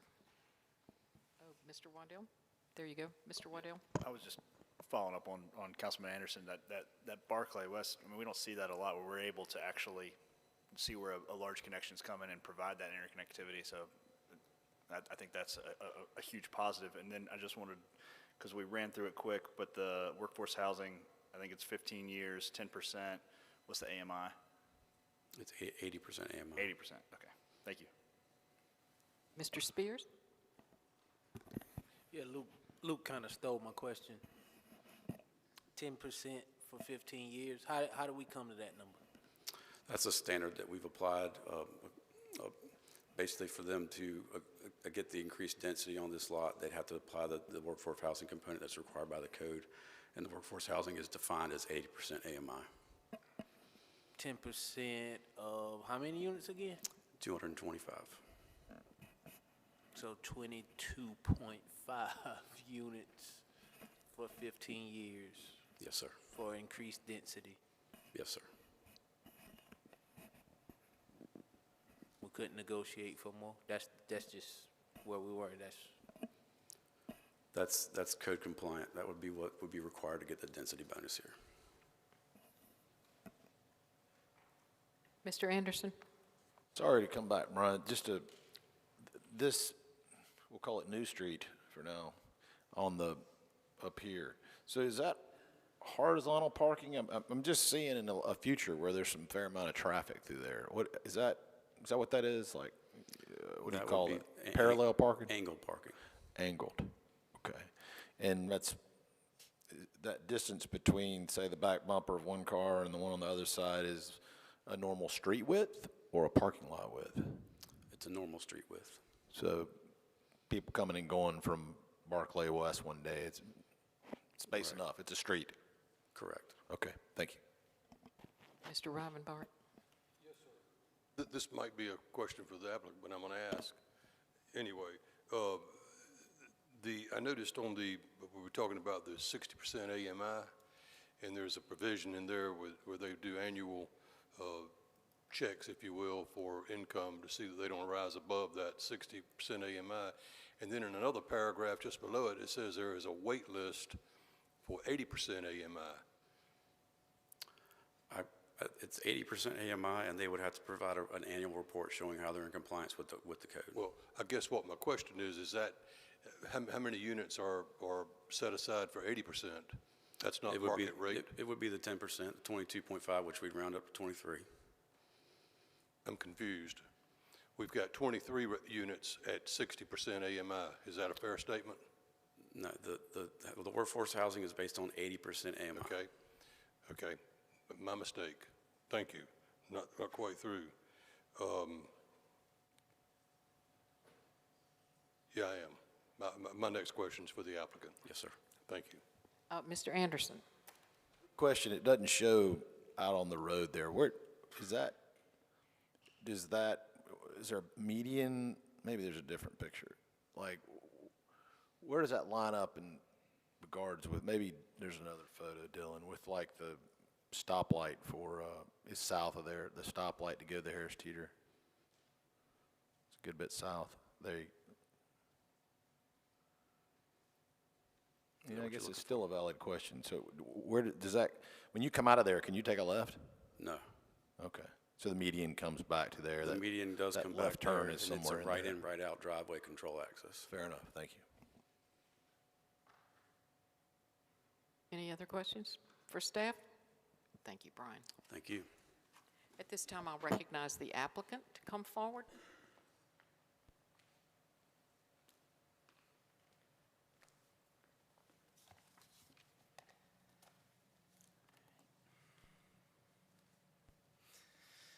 Mayor Pro Tem, council members, I appreciate your time tonight, and want to thank you ahead of time for your consideration of our project.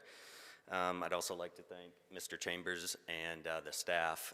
They've been excellent to work with throughout this development process as we've had some questions and some back and forth as we worked into our proposed development that we'll be considering tonight. They've been very responsive and helpful, so thank you. My name is Andy Weatherford. I am the co-owner of Millstone. We have here tonight the rest of our development team, as well as our team of consultants, our attorney, our traffic engineer, and our civil engineer. Brian did a fantastic job introducing our project, so I will try to not rehash this too much. Here is the aerial view of our site. More site-specific with our neighbors here to the north, the self-storage facility, to the east, the point to the Barclay Town Center, to the south, the Breezewood condos, and then across the street to the west, the Harris Teeter. As Brian outlined, we are in a greenfield area of opportunity, which is also identified as a high-intensity transition zone. Won't spend too much time on this, as I'm sure most of us are familiar with the comprehensive plan, and Brian did a fantastic job again of laying that out. So what I'd like to spend a little bit of time tonight kind of diving through or walking through here is how we arrived at the proposed development that you'll be considering tonight. This particular parcel or parcels was actually under contract with a previous developer. That developer fell out of contract, and we picked up the contract. And the first thing we did once we had that under contract was we went to staff and asked them for their feedback, because it was something they had seen before. So we talked to staff and said, you know, what did you like? What did you not like about this? And on the left of the screen here are the items that staff came back to us. They told us, you know, the previous development was too dense. They would like to see reduced density. They would like to see us save the specimen trees on site, provide connection stubs at our roads for future connectivity to the west and to the east and to the south. We've also been asked to provide pedestrian interconnectivity by building a sidewalk along the road that will stub to the Barclay, the Point property to our east. And we were also made aware of the city's prioritization of multi-use paths along Carolina Beach. So that was another thing. And then, of course, like most municipalities in our country right now, affordability is a major consideration, and we were made aware of the city's push for affordable housing.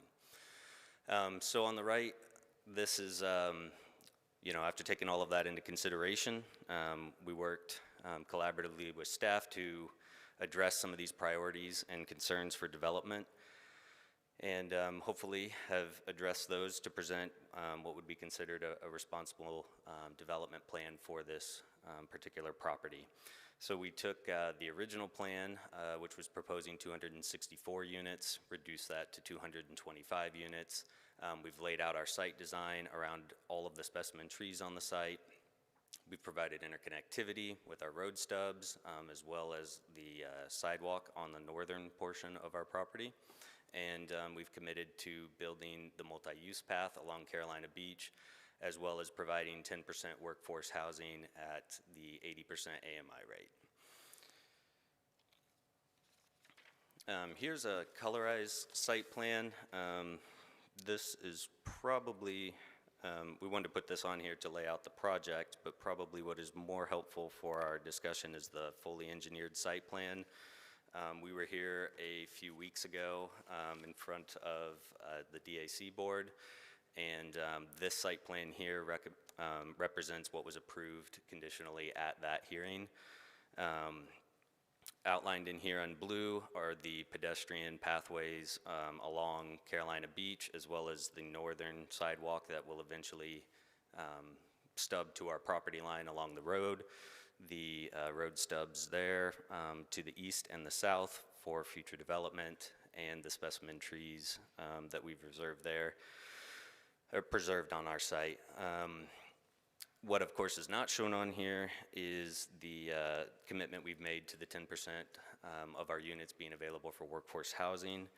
And actually, we presented our project to the Cape Fear Housing Coalition and outlined this project, how many units we were bringing, our commitment to the workforce housing, and it's not showing up very well on the screen, but we did receive a letter of support from the Cape Fear Housing Coalition based on the need for housing in the community and of course, our commitment to workforce housing as part of our development. Here are the building elevations. I think Brian walked well through these, and just a few things to point out about this project. This will be a Class A multifamily project in all of our units. That, granite countertops, LVP flooring, things like that. It'll be in all of the units, including the workforce units. And one important feature that we would like to point out is this is a 4-story condition corridor elevator served project. At our neighborhood meeting, we actually got a lot of support from our neighbors. They were excited about this type of product because it's not very common in this market. What we see a lot of are the 3-story open breezeway walk-up units. This condition corridor elevator served type of product is more secure. Our corridors aren't open to the public. You can't just walk up the stairs and be outside of somebody's front door.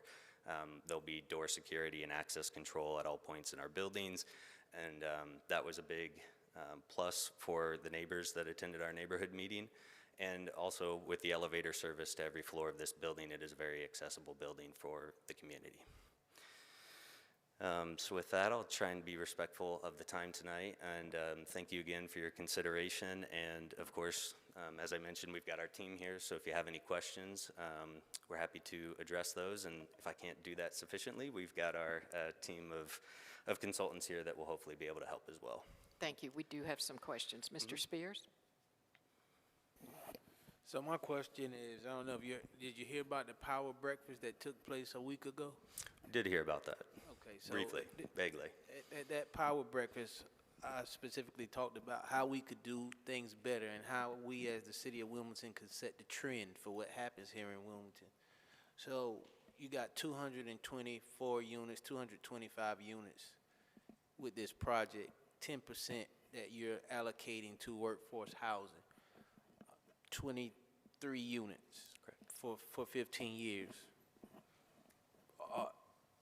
Are you willing to negotiate either lowering the AMI or extending the years or upping the units? The difficulty with that, so this is it's a very carefully balanced site design, right? With all of the different priorities for development that we're trying to address, saving the specimen trees, the open space requirements, our parking requirements, and what we end up challenged with in this particular incentive program right is that the market rate units, to a certain extent, end up subsidizing the affordable units. And that's a balance where we get our increased density, of course, but it becomes a challenge. Sorry.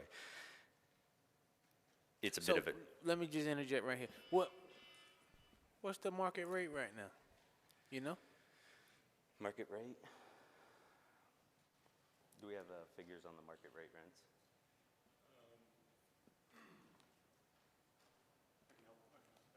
Okay. My name's Adrian Dannemiller. I'm one of the other owners of Millstone. We work together on the project, so I'll help address some of the questions. Oh yeah, sorry about that.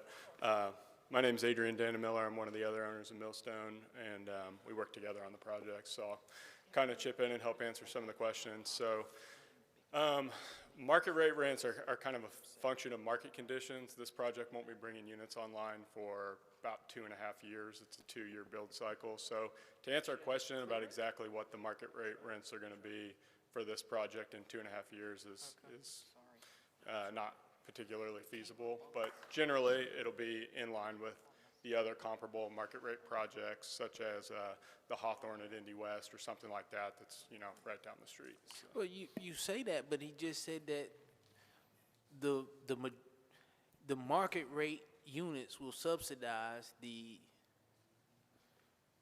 workforce housing unit. So how do we know that if we don't know what the market rate is? The workforce units are effectually rent controlled, right? The rent of those cannot go above the 80% AMI, like HUD published rent levels. We know that, but and we those, know 80% of what right now? You don't know. It's not 80% of our market rate. It's 80% It's the 80% of AMI. Yeah, what published by right, HUD. That's right. So we do know that. Yeah, we do know that. I don't know the exact number off the top of my head, but it's published. It's public. Yeah, I don't. We do know that, but I'm still saying that, you know, if 80% is 80%, 80% AMI is 80% AMI, but still, whatever the market rate is, if the market rate, and we all anticipate the market rate to go up in 2.5 years, right? Wrong. Yeah, I mean, typically that's the way it goes. So, I mean, no matter what, you're gonna get your money's worth. So, I mean, I'm just saying, are you willing to extend from 15 to 20 years? Are you willing to go from 23 units to 30 units? Right. Are you willing to go from 80% AMI to 60% AMI? That's just right. The questions that I'm asking. Any one of those I'm asking. Yeah. So my response to that is that projects like these, this is a big project. It's like a $60 million project. And when we put together a project like this, it has to be carefully balanced with the density, the number of units, the cost to bring those units to market. Construction costs have inflated a lot over the past years. Financing costs are really high right now. So we really stretched and tried to do everything we could to bring these 10% of 80% AMI units.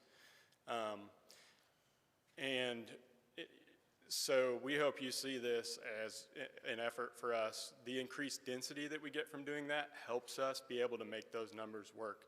But when we put together a big project like this, those 80% AMI units, we have to raise the construction debt, we have to get bank loans to build this project, we have to raise the equity to build this project, and if you get that percentage too high, you know, it doesn't pencil anymore and the project becomes unviable. So doing this, you know, working with Wilmington to bring these affordable units, I mean, it was a challenge for us, but we knew about it up front, staff communicated to us, and we were able to put together a good deal that still works, but this is what we can offer. I mean, that we had to work hard to bring those units. Got you. So, but we appreciate the And you question. said working with Wilmington. Where are you from?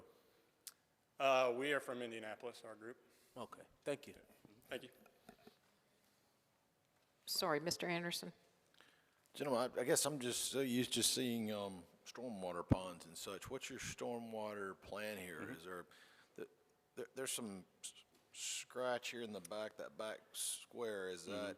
Yeah, so we have done some preliminary site investigations, and we did an infiltration study with the soil, and this particular site will allow us to do underground stormwater retention. So the hatches on the north road and back here in the southeast corner are the underground retention fields, which is a great win. It allows us to utilize a little bit more of the parcel than we otherwise would have if we had to contain that, obviously in a basin. There's some other hatching, it may be engineering and irrelevant, but is any of this pervious or pavement planning to use? Allison? I don't believe that's been engineered just yet. I think that part will kind of shake out as we go through the technical review committee and our engineering. I think that will play into, as we get further along in our design, the requirements to meet our stormwater retention requirements for code, right, will kind of tell us and lead us in the direction of whether that'll be impervious or not. This is where you put these pipes underground. It's like fields of pipes. Is that kind of, I've seen it go in, I think, when you're talking about this, this retention, underwater retention. Yeah, so usually it is we'll kind of dig a big hole. So Millstone is also a construction company. That's how we got our start. So we've installed these before. We'll dig a big hole in the ground, a big trench, line it with stone and some filtration fabric, and typically the underground retention system, depending on which one you go with, they're big domes. And so the water gets piped in there, will filter and flow through these plastic domes. They're half semicircles, and then it'll naturally filter through the stone and then through the native soils. Gotcha. All right, thank you. Mr. Robinbart? I think the mini storage facility to your north is in ground. Yes. Earlier, I mentioned affordable at 60% AMI, and I knew damn well I hadn't imagined it. And here's the problem: we talk about affordable and workforce housing ad infinitum, and we refer to affordable as 60% AMI, workforce as 80. And you've got it. You've used both words, or the staff did, and that's what I was reading. Okay. So we're cool. Yes, workforce, 80% AMI. Yep. Yes, sir. Yep. But 60% is affordable. Understood. Okay. Yes. No, I appreciate that. Sometimes those get used interchangeably, and it makes sense to be careful. So I appreciate that. Thank you, sir. Yes, Mr. Barnett? Okay, yeah, thank you. Number one, I appreciate you offering the 10% workforce. I appreciate that all of the apartments will be the same, and I also appreciate that the workforce apartments will be dispersed throughout the development. I appreciate those three things. The other thing, I just want you to, maybe in your next project, if you could perhaps build a complex for relative caregivers, you know, grandparents, aunts, uncles who are raising relatives. There's a major population of people that find themselves in that situation. And I'm not saying you can do it for this project, but I would hope that maybe some person will come up and say, yeah, I can do this, and build a community where relative caregivers have a safe place to live and raise their relatives. Yeah. All right, but I like the project. So. I appreciate that. And You're welcome. Yeah, thank you. Thank you. Are there any other questions for the applicant? Thank you, sir. At this time, I'll open the public hearing and ask if anybody would like to come forward and speak in favor of or against this particular project. Public hearing is now open.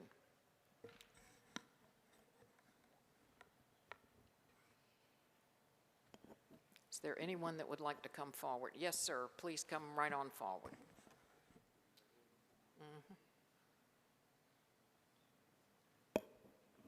If you'd please state your name and address for the record for the clerk, please. My name is Kahan, and that's to say I live out east Wilmington. Okay. So I see again I'm opposed to this, of course, because I think there's a better way of going about building structures in the city instead of tearing down so many trees. Perhaps a better method, for example, the old Kmart, that's a large area. It's a large lot. It's already been developed and so forth. Stevenson Honda, the old Stevenson Honda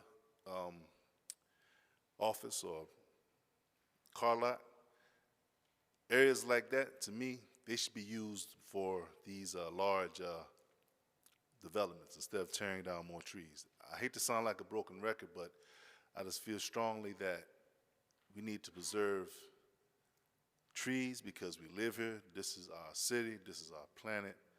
Let's preserve what God gave us to help us to breathe.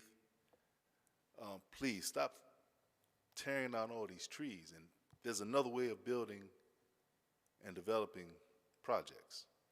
If there's a large lot where there aren't any trees, maybe some grass, build there. But please, for the love of God, stop tearing down so many trees. That's why I'm proposed to this and any other construction in this city, because it's getting to be too much. Pretty soon, Wilmington, North Carolina will be like New York City. New York City has what? Central Park, and that's all the trees in that whole city of like 10 million people. Do we want the city to become like New York City?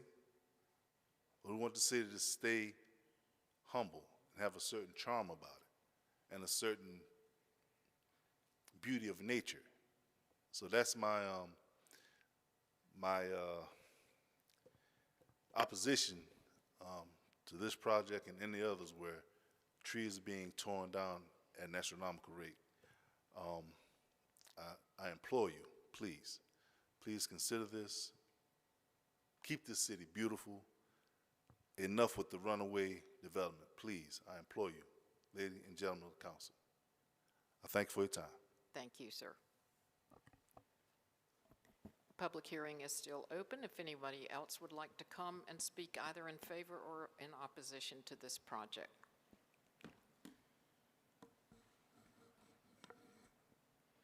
Seeing none, I'll ask the clerk if she has received any comments on this project.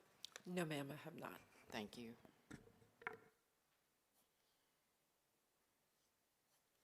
I'll just ask one more time if the council has any questions while the public hearing is still open.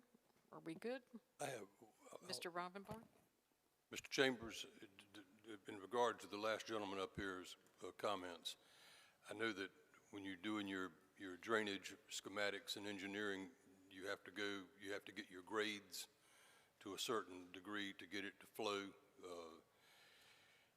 and shifting footprints around and what have you. But we do have an ordinance that applies to all construction projects. And I see we've got some specimen tree preservation here. But in addition to that, can you quote word and verse what the requirements would be on this development as far as planting trees? Right. So any protected trees, and they're based on the type of tree and the caliper, would have to be retained unless there's an essential site improvement that requires their removal, such as grading, such as the building footprint, such as parking. We do work as the best we can to minimize those impacts, adjust buildings, adjust parking, adjust landscape islands to save those trees in place. It's a balancing act when you've got a development that comes through. You try your best to adjust the best you can, but we have an ordinance in place that requires us to do that first. But in addition to that, there is also requirements, for their landscaping plan. Correct. It's not all shrubs. Right. There's a tree. We have tree removal standards, which is what I explained, and then when you come into landscape, your street yard, your buffers, your landscape islands, your perimeter, your street trees along the streets that are proposed all have to have canopy trees. Right. I just wanted people to understand that it's not going to be clear cut. 3 buildings built, save the specimen trees and go home. There's a lot more. In fact, the last project that we dealt with on Long Street, the Barclay, whatever the name of it is, I can't remember, that faces Independence. that project was built sometime in early 2000, and those trees are canopied up, look like they've been there for 50 years. It takes a while, but, I mean, we do have that requirement, so people can rest a little easier by knowing that there's something will take these trees' place. Thank you. Mr. Anderson? Mine was also just kind of a comment in response to, I may mispronounce it, but Mr. Khan. And the Honda property, as I recall, it has been rezoned, raised, and we're waiting for it to come out of the ground in a mixed-use multifamily project. I think several people have made a run at the old Kmart property, but it's leased by some basically the people who went out of business there and kind of held hostage, and we'd love to see that redeveloped right there with you, but it's not financially doable. It doesn't appear at this time. So, but we do agree with you that is a prime spot for infill. Thank you. Okay. The public hearing is still open. I'll just ask one more time if there are any questions. Everybody good? Then I will ask for the council's, I'll close the public hearing and ask for the council's wishes on this particular item, and remind you that whoever makes the motion must read the consistency statement. We have a motion from Mr. Waddell and a second by Mr. Barnett. Mr. Waddell? I move to approve the proposed amendment to assign zoning to property located at 3903, 3907, 3909, 3913, and 3915 Carolina Beach Road from R15 Moderate Density Single Dwelling District to MD17 CD High Density Multiple Dwelling Residential Conditional District for a 225-unit residential development, and find it to be consistent with the relevant policies in the comprehensive plan based on the application materials and the information provided at the public hearing and in the staff report, and to find approval of the rezoning request is reasonable and in the public interest for the following reasons. The proposed rezoning would allow for compatible infill development that provides residential density near services, includes a workforce housing component, and adds to the existing street network. Thank you. We're ready to vote. Everyone in favor signify by saying aye. Aye. Aye. Any opposed? That passes unanimously. Is there a motion to waive second reading? We have a motion by Mr. Robinbark and a second by Mr. Waddell. All those in favor signify by saying aye. Aye. Any opposed? That also passes unanimously on first and second reading.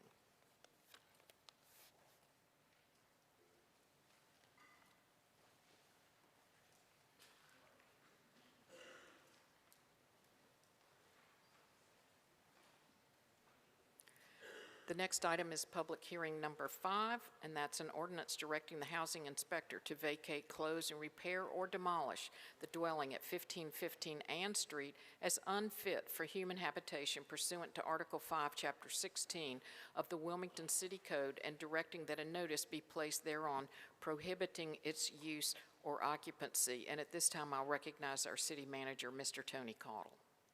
Thank you, Madam Mayor Pro Tem. The Chief Code Enforcement Officer has seen some movement with regard to trying to remedy this situation. As a result of that, we'd like to ask that this item be continued to the second meeting in March of 2024, and we would like to revisit it at that point in time. Thank you. I have a motion by Mr. Spears and a second by Mr. Waddell to continue this item to a date certain of the second meeting in March of 2024. All those in favor signify by saying aye. Aye. Any opposed? Seeing none, that passes unanimously. The next item is PH 6. That's an ordinance directing the housing inspector to vacate, close, and repair or demolish the dwelling at 112 South 11th Street as unfit for human habitation pursuant to Article 5, Chapter 16 of the City Code, and directing that a notice be placed thereon prohibiting its use or occupancy. And again, I'll recognize our city manager, Mr. Caudle. Thank you again, Madam Mayor Pro Tem. Brian Renner, our Chief Code Enforcement Officer, will overview this item for us.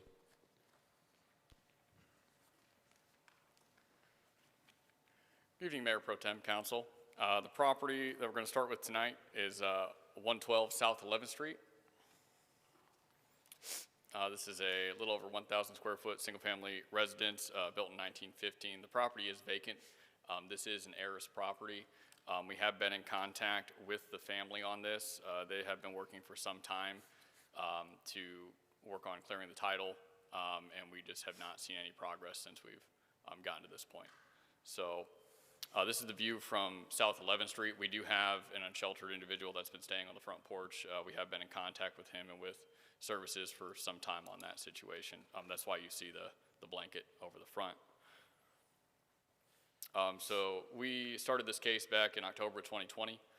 This was a complaint from the Wilmington Police Department that initiated this. We took this to Housing Code hearing in June of 2021.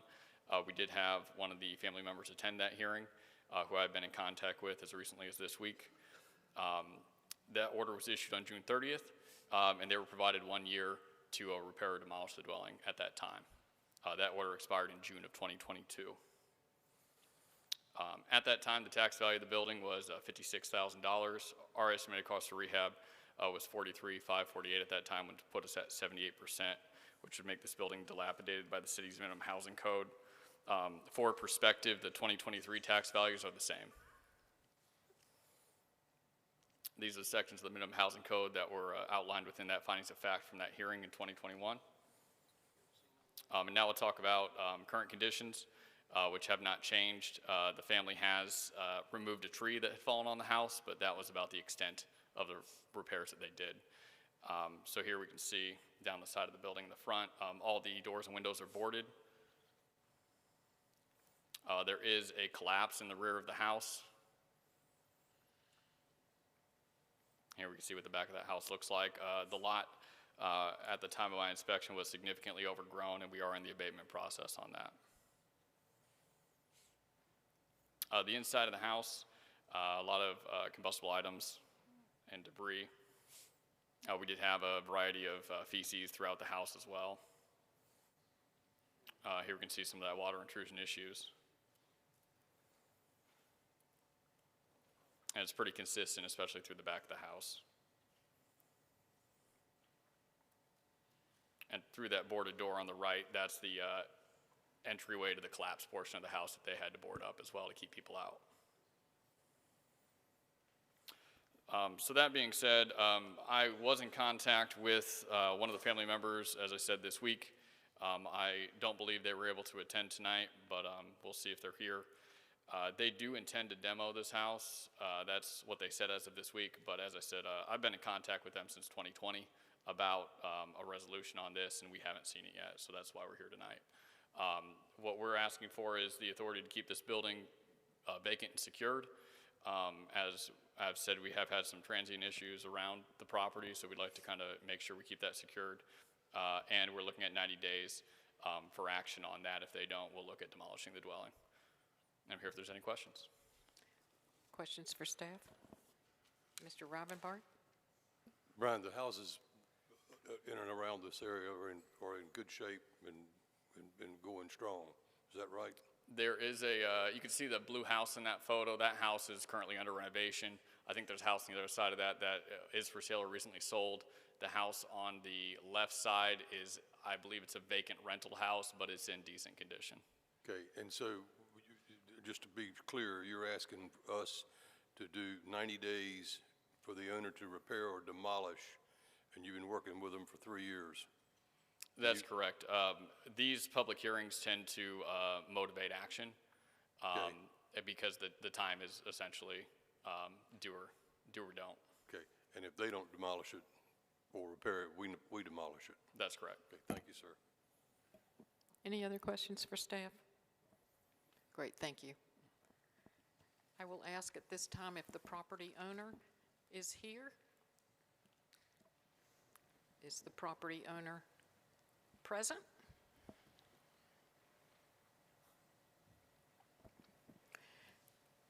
Well, I will open the public hearing and ask if anybody would like to come forward and speak in support or opposition to this item. The public hearing is now open. If anybody would like to speak on this item. Seeing none, I'll ask the clerk if she's received anything. No, ma'am, I have not. Thank you.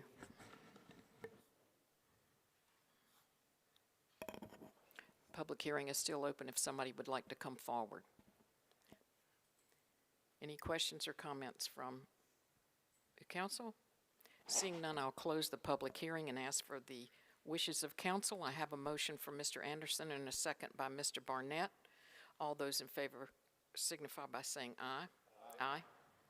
Any opposed? That passes unanimously. Is there a motion to waive second reading? I have a motion from Mr. Barnett and a second from Mr. Rivenbark. All in favor signify by saying aye. Aye. Here we go. Any opposed? That also passes unanimously.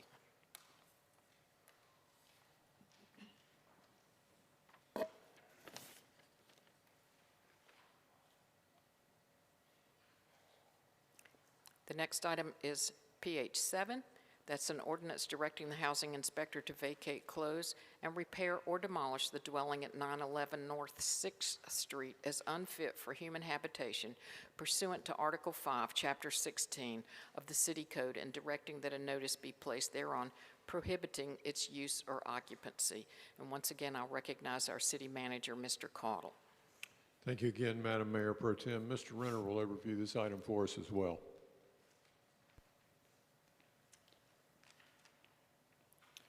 The second and last one that I have for you this evening is 911 North 6th Street. So this property is a vacant single family, a little over 1,000 square foot house built in 1920. The owners are Keith B. Whitworth Revocable Trust and Keith B. Whitworth. We have not had any contact with Mr. Whitworth. He is somewhere in California. All of our mail has been refused, but the regular mail has all been accepted and not returned.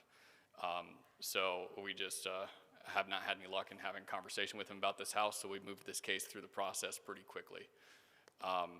You will notice in the photo here the house of 915 to the north, which we are in the process of demolition that we brought to council previously this year, just so you're aware of where we're at in this area. This is the view from the street on North 6th Street.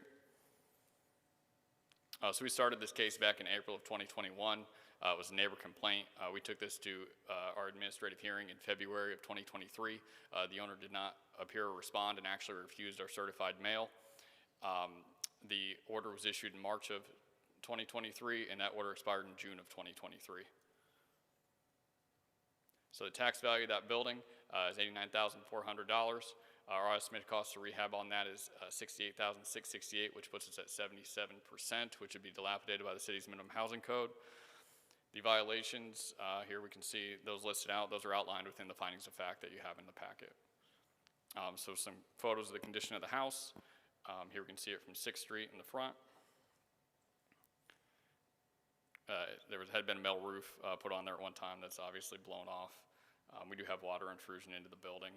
There is an accessory structure in the back that will also be removing, but we do have a lot of issues with the siding of the roof. Inside the dwelling, it appears that there had been a renovation going at one point in time. I believe that renovation was probably occurring about 8 years ago, but we can see there's holes in the roof and a lot of openings to the exterior through the walls.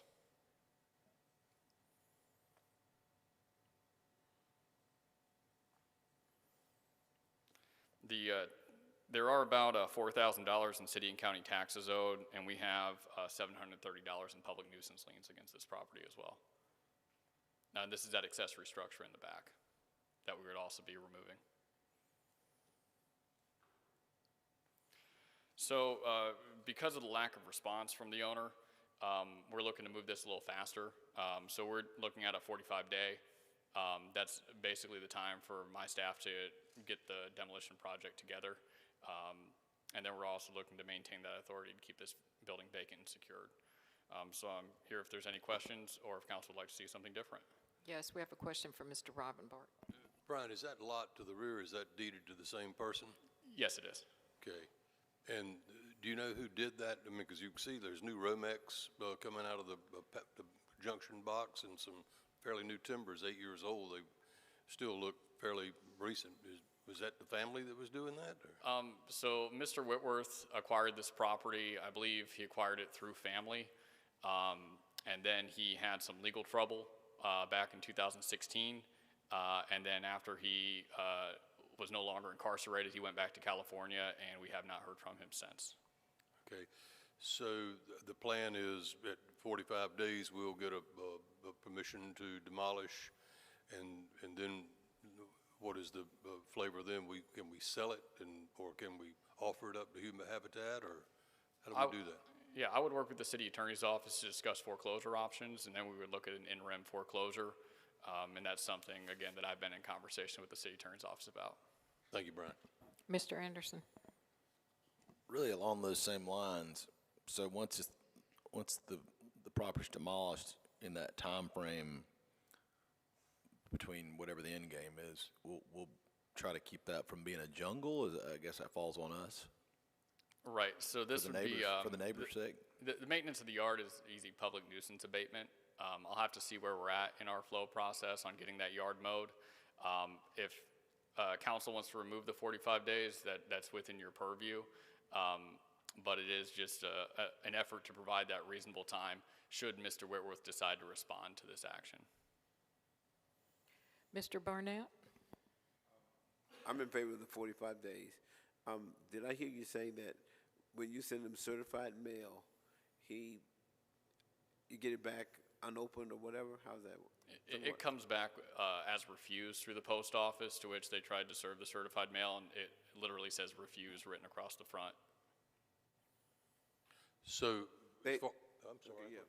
I guess I'm follow up then. So, does he write refused, or does the post office write refused? I cannot speak to that. All I know is that we've attempted to serve certified mail and have generally not had successful service on certified mail, but all of our regular mail has been valid and not returned. Okay. So as far as we know, he has no idea what we're doing here tonight. As far as we know, he's avoiding us. Thank you. Well, but he's received the regular mail, not certified mail. To our knowledge. As far as we know. Yes. Yes, any other questions or concerns for staff? Thank you, Brian. At this time, I'll ask if the property owner is here. I'm happy to recognize the property owner. Seeing none, I will open the public hearing and ask if anybody would like to come forward and speak in support or opposition to this item.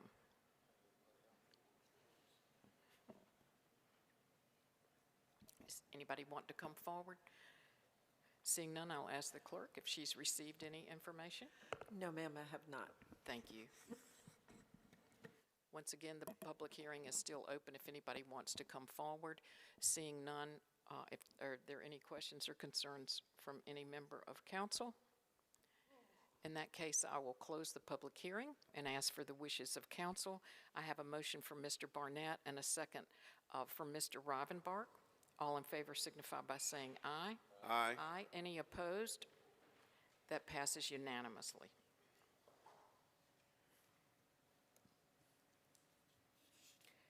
So, is there a motion to waive second reading?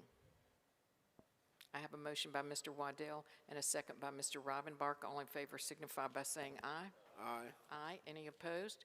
That also passes unanimously on first as well as second reading.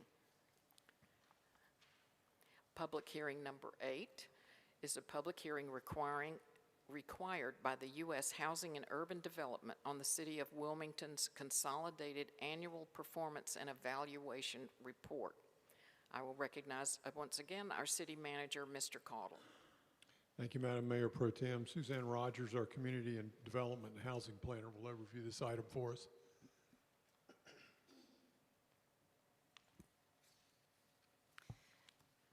Thank you, Mr. Caudle, Mayor Pro Tem, members of council.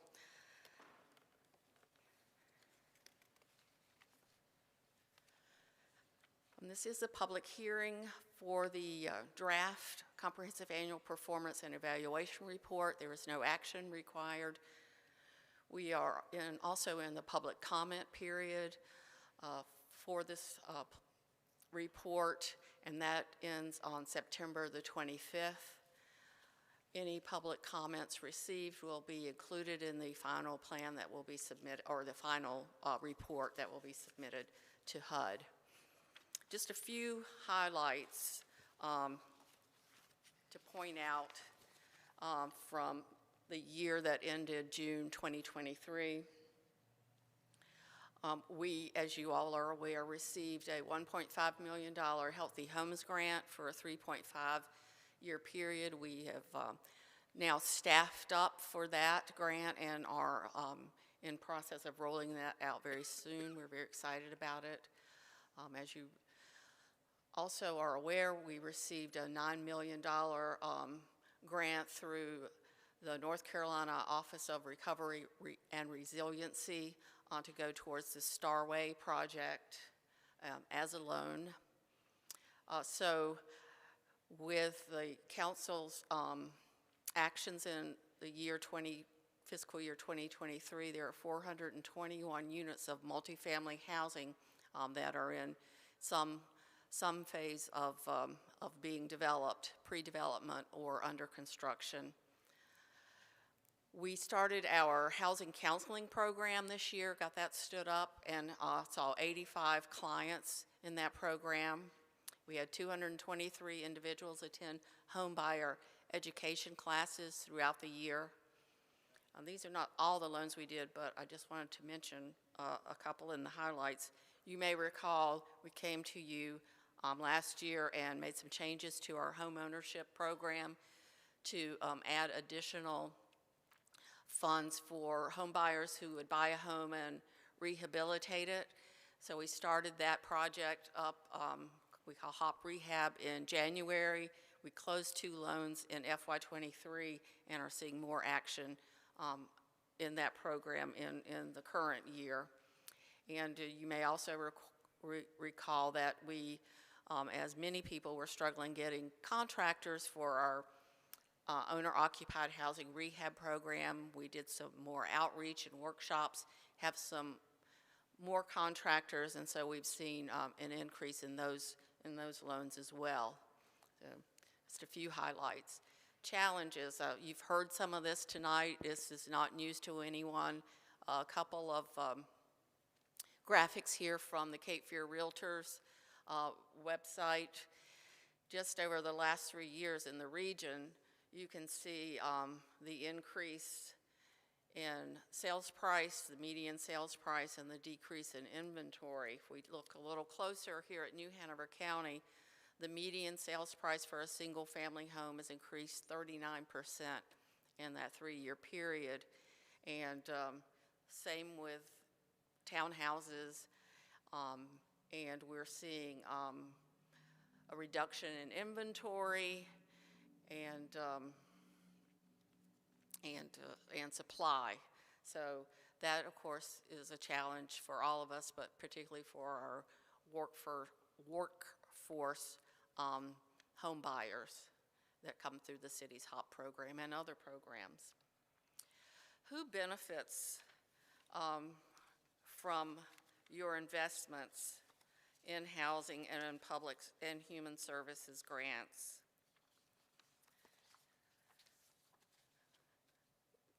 We had 21 housing loans in FY23, so all of those families, obviously low and moderate income families, benefited with the human service grants that you fund, as well as a public service funding that comes through CDBG.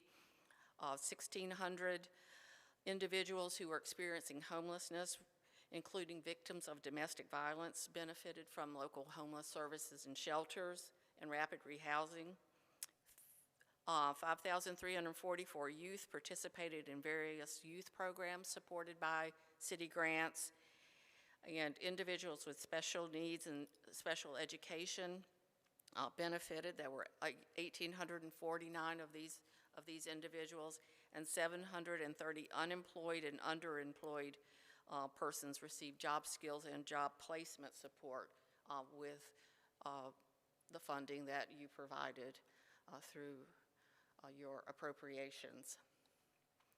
So we look at a summary of these beneficiaries broken down by race.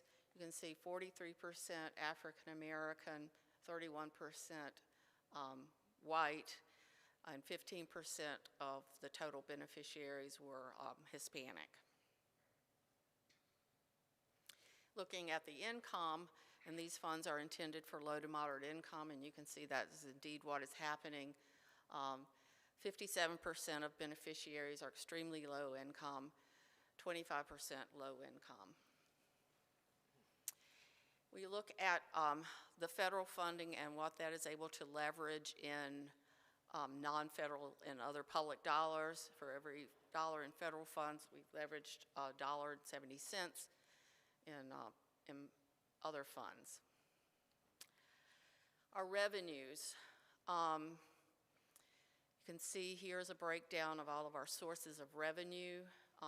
We had about $16.7 million in the various revenue sources.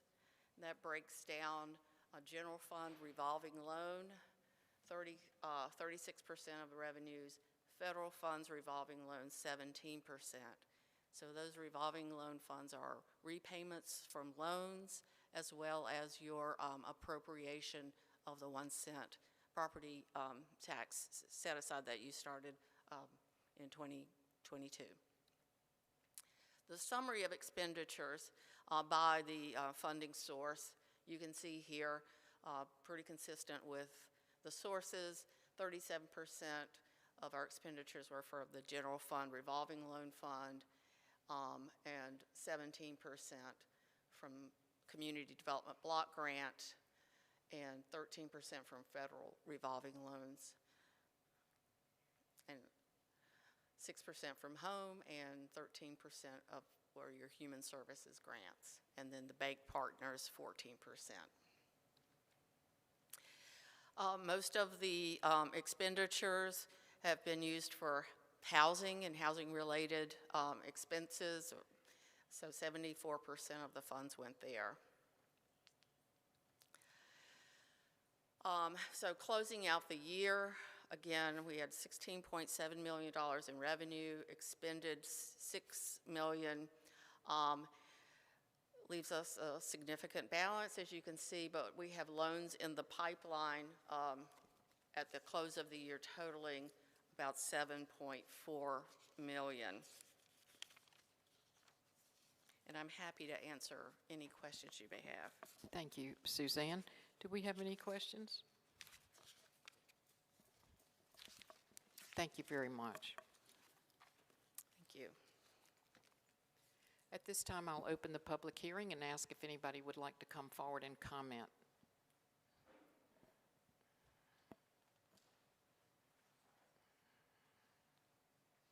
The public hearing is now open for any comments on the Consolidated Annual Performance and Evaluation Report for U.S. Housing and Urban Development. Seeing none, I'll ask the clerk if you've received any comments. No, ma'am, I have not. Thank you. And just note that I believe Suzanne said the comment period is open until September 25th. So seeing no one coming forward, I will close the public hearing and note that there is no action to be taken at this time, as it's a public hearing only.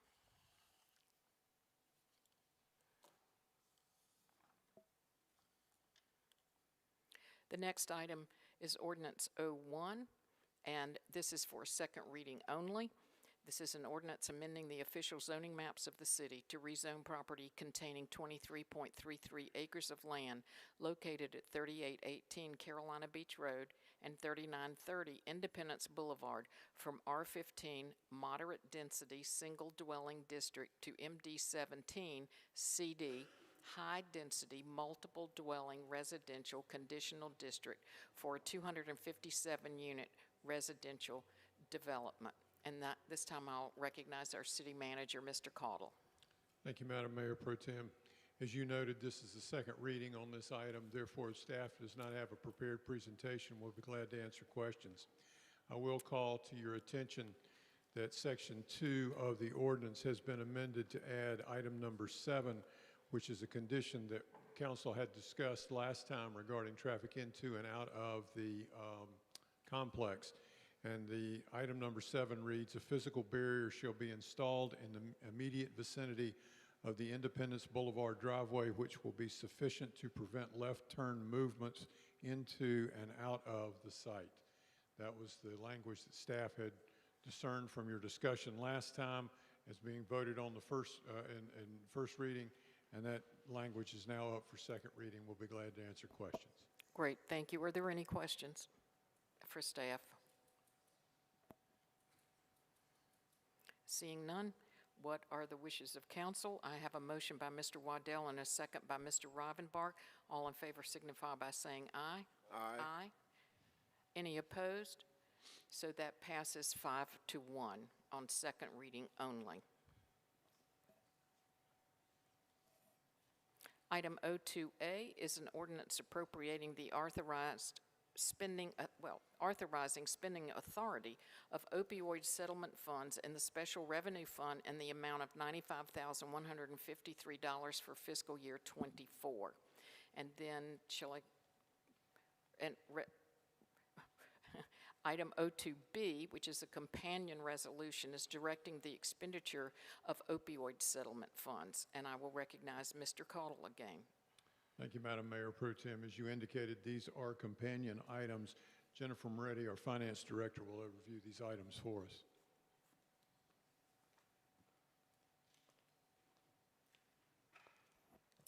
Good evening, Mayor Pro Tem, council members. The items before you tonight are an ordinance appropriating the opioid settlement funds that the city has received that will be spent in the current fiscal year. The resolution is authorizing the spending of those funds on specific uses listed with the 12 strategies on the resolution. These are not new funds nor changes to the programs that you have already seen and approved. As you may recall, on March 31st, Jennifer Rigby, the New Hanover County Chief Strategy Officer, spoke to council regarding the opioid settlement funds and the strategic plan that the city and county worked on together to address the opioid crisis. She spoke on each of these programs in detail. The items before you tonight are the required mechanism to authorize and appropriate these funds before they can be expended. This was something that was brought to our attention early last month, and that's why we're bringing them to you now. The city and county created a joint staff committee and a joint elected committee to review the recommended programs to be funded with the opioid settlement funds awarded to both the city and the county.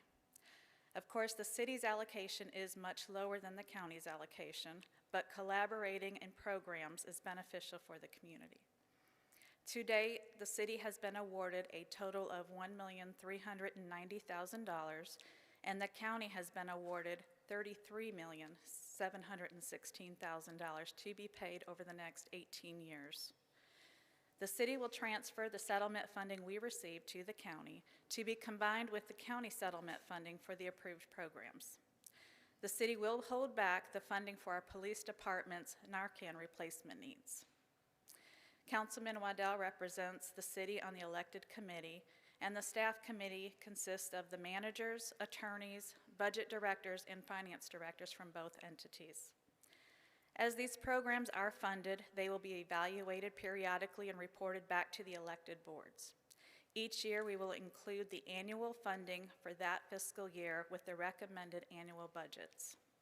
Any changes or additions for use of these funds will be presented in an authorizing resolution like the one we are requesting approval for tonight. The committee members are present if you have any questions for us. Thank you. Are there any questions for staff? Thank you. Thank you. So what are our council's wishes on O2A, which would be the first reading of the ordinance appropriating and authorizing spending authority of opioid settlement funds in the Special Revenue Fund in the amount of $95,153 for fiscal year '24. I have a motion by Mr. Spears and a second by Mr. Waddell. All in favor signify by saying aye. Aye. That passes unanimously. Is there a motion to waive second reading? I have a motion by Mr. Rivenbark, a second by Mr. Barnett. All in favor signify by saying aye. Aye. Any opposed? That also passes unanimously. Now, We will look at O2B, which is a resolution directing the expenditure of opioid settlement funds. The wishes of council, I have a motion by Mr. Robinbark and a second by Mr. Barnett. All in favor signify by saying aye. Aye. Any opposed? That passes unanimously.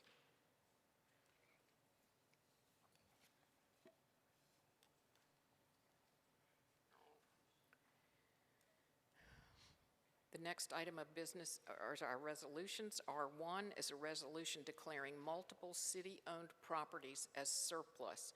So once again, I'll recognize Mr. Caudle, our city manager. Thank you, Madam Mayor Pro Tem. Chad McEwen, our Deputy City Manager, will overview this item for us. Good evening, Mayor Pro Tem Haynes, members of City Council.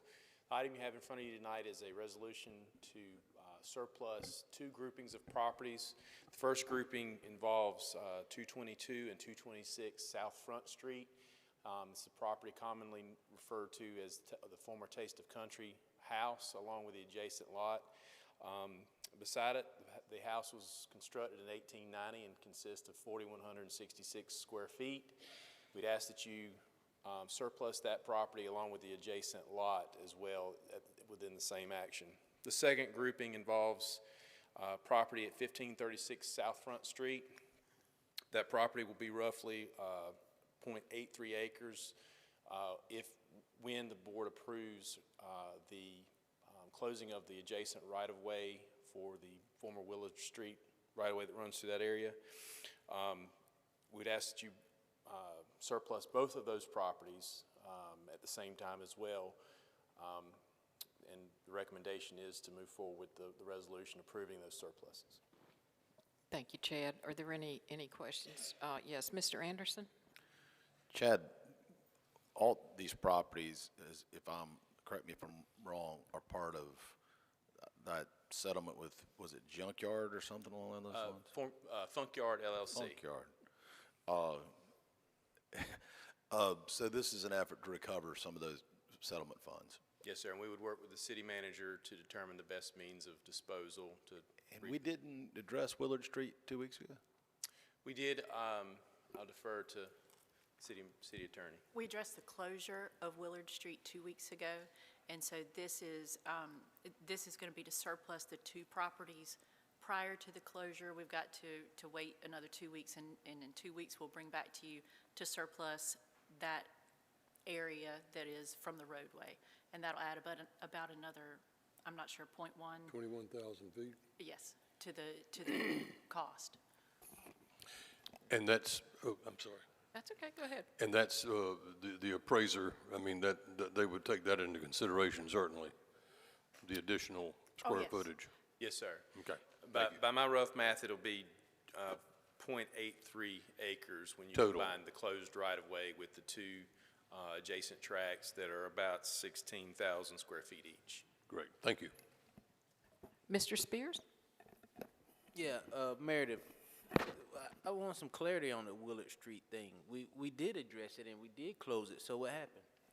So we did close it, but we don't have the new plat yet for that. We wanted to bring all of it to you tonight, but we haven't been able to get the new plat for that sliver that's now that part of the roadway that went with this property. So we already had this item on the agenda, so we're going ahead and asking you to surplus this property, and we'll come back in 2 weeks with the other. And at that point, we also believe that we'll have a recommendation for how to surplus that property. So basically, you're saying something was left out. Is that what you're saying? No, I'm saying we haven't gotten the new plat with the new, since we closed the property. For the sliver, we would have to give you the description of what we closed last week, and we haven't been able to file that plat and get that done yet.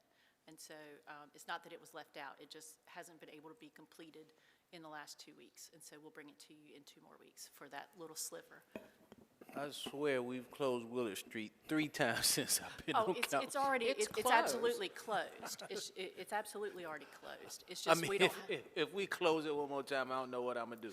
No, it's closed. It's definitely closed. It's We're just waiting on someone else to bring us something. We just got to get the plat information so that we can ask you to surplus that piece that you just closed. Yes, thank you. Are there any other questions or concerns? Thank you, Chad. Thank you. What are the wishes of council? I have a motion by Mr. Barnett, a second by Mr. Rivenbark. All in favor signify by saying aye. Aye. Aye. Any opposed? Nay? Nope, that passes unanimously. Thank you. That just needs one vote. R2 is a resolution authorizing the city manager to apply for a 2023 Cape Fear Opportunities and Needs Grant in the amount of $4,500,000. And I recognize our city manager, Mr. Caudle. Thank you, Madam Mayor Pro Tem. As you indicated, this is authorization for the manager to apply for a Cape Fear Opportunities and Needs Grant as administered by the New Hanover County Community Foundation, or New Hanover County, strike that, New Hanover Community Foundation. The grant would be used in conjunction with the provision of affordable housing units in the development of the city's Gateway project. As you will recall, we've been through a number of renditions on the Gateway project. We are currently under MOU with the developer with the idea that we will have a PDA ready to go relatively soon. One of the things that we had come back to the developer with was the ability to provide affordable housing units in the development. He currently has planned 300 units, 300 housing units for that, and what he is offering is a 20% reservation for affordable units for a period of up to 20 years. Those affordable units would be at 60% AMI. In order to make that happen, we need cash flow into the development of approximately $4.5 million. This grant application would allow us to take the grant funds from the New Hanover County Endowment and put it into the project for the provision of those 60 or so 60% AMI affordable units. I'll be glad to answer any questions that you may have. Questions for the city manager? Concerns, Mr. Spears? So we're applying for a grant from the endowment of $4.5 million to give to a developer. Yes, sir. To help us get affordable housing. Yes, sir. At 20% for 20 years in a Gateway. 60% of the units at 60% AMI for up to 20 years.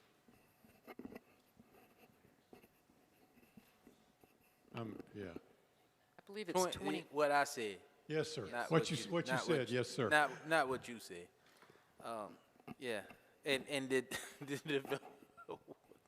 developer has what? What is he coming with? Just his plans? The original discussion that was had between us and the developer was that it may cost as much as $8 million, and we told him we could probably apply for 4 to 4.5. Yeah, but what does he have now? What does the development firm have right? Nothing going in, nothing. Just what we're going to apply for them to have, $4.5 million. He will have to come up with the rest of the money, whatever money it takes to make those units out of the project, out of the cost of the project. Gotcha. Okay. Thank you. Mr. Waddell? Yeah, and we've gone round and round about this recently, and I still have some reservations. And I mean, we see developers, private developers come before us all the time who have worked diligently to try and put workforce housing and affordable housing units into their plan without us giving them $4.5 million in cash that we're able to get from a grant. So I think we're sending a damaging message to all the folks out there who are trying and working hard to make projects pencil and make projects work on their own. I agree with Councilman Spears' sentiments here. I mean, how much can you possibly give somebody before I think they're already receiving a lot. So go on, but I'm not going to. Thanks. I will note that this particular developer provided workforce housing in a big project on Oleander with no incentive, I believe. There were some workforce units in those. I don't remember how many. Yeah, I think it was 20% or something, but I remember we were not asked for any incentive from the same developer. Mr. Rivenbark, I believe you have a comment or a question. Well, I remember that night very well, but we've done that a number of occasions where the same format that East West had on Oleander Drive? Yes, sir. Okay. I just want to go back through this real careful, because I'm not confused, but I just want to make sure we're all on the same sheet of music. Yes, sir. How much land is involved in this project? Somewhere between 4 and 5 acres. Okay. And what kind of value have we placed on the land? There's a current valuation of $8.5 million. We're in the process of updating that. So he's not clear as to what that's going to be at this point. He is clear with the current value, but no, not with the new value. Correct. Okay. Well, the current value is Antiquated. Yes, sir. Okay, and how many units is he going to build? 300 units. 300. And what a percentage is? 20% affordable. 20% at 20% at 60? Yes, sir. Okay. 20%, that's it. That's all the affordable workforce housing in there. And they'll be for what, 15 years, 20 years? 20. 20 years? Yes, sir. Okay, thank you, sir. You're welcome. Thank you. Any other questions or concerns? I'm sorry. Is there any indication from recent comps or anything that and I know I wouldn't hold you to it because I can't, but do you have any idea of a ballpark figure what that land may come in at? Between 4 and 5 acres? A ballpark figure might be as much as 10 million. Okay, thank you. But I only slept at a Holiday Inn last night, not for the past 2 nights. Mr. Spears. So in addition to a $4.5 million grant, we're basically giving away $8 million in property, in real estate, for someone to develop for us. Under the current provision, current statutes that we're using, yes, the cost of the property would be included in the gift. I'm in the wrong business. I should be a developer. I need to get off the council. That's where the money is. I mean, are we okay with this? Is this Mr. Spears, if I could just jump in real quick, the way that the public-private partnership works legally is that whatever we give them as far as the city gives to the developer, we have to get back at least that much in return. And based on the 300 units, which winds up being 60 affordable units at 20% AMI over 20 years, with a 900 square foot unit and what they intend to charge for that unit, the benefit to the city over the course of that 20-year period is over $16 million as far as what they're having to put into that affordable development. So that's how we get to that number as far as a legal. We have to be at least, we have to get back at least as much as we put in. So, and that's how we calculate the affordable units, is they'll be somewhere between, the value to the city will be somewhere between $13.5 million and $16 million. 13.5 million to 16 million Over the 20 years. over 20 years, Yes, when sir. we're putting up 8.5 million in real estate and 4.5 in the grant. Which comes up to the 13 million. We're breaking even. So we're bringing in 3 million, up to 3 million. Well, you said up to, maybe not. Well, Who knows? It'll be between 13.5 and 16. But we don't know. That's what we're judging now based on the average market rent per month and the average square foot and the average subsidy that 60% will provide. Pardon my French, this is one hell of a deal for East West. Mr. Barnett? Yeah, just, I know this came about because of the time crunch from the money that's available from the hospital. But are we not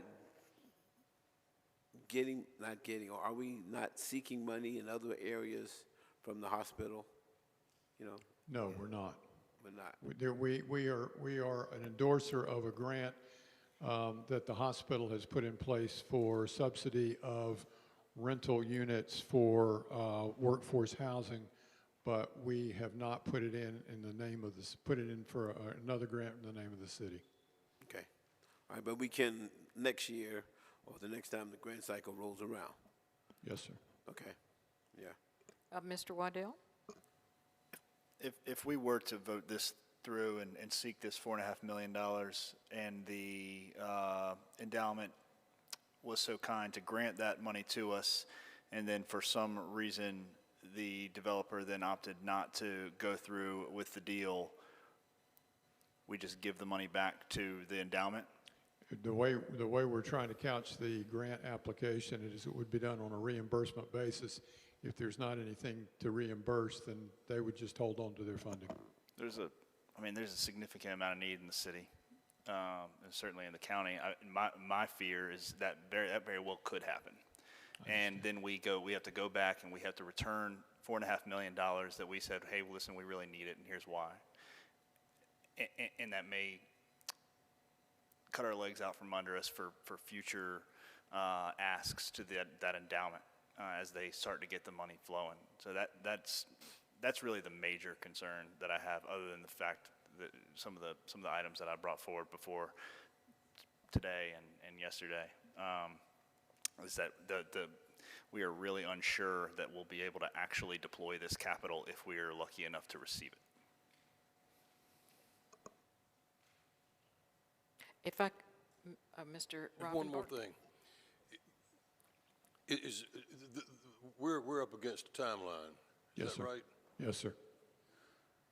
And we don't have, we don't know what that new appraisal will come in at. He might see Yes, the new yes, appraisal sir. and tell us to go fly a kite. Yes, sir. Okay. I'd just like to make a quick comment that municipal government does not build workforce or affordable housing, and that the city has made a commitment over the past few years to chip away at it by doing this type of thing and encouraging developers to provide that housing by being incentivized. This is not terribly unusual from some of the other things that we've done over the years. So we'll vote on it and see how it goes, but unless there are any, did you have another comment, No, ma'am. Mr. Manager? No, ma'am. All right. In that case, what are the wishes of council?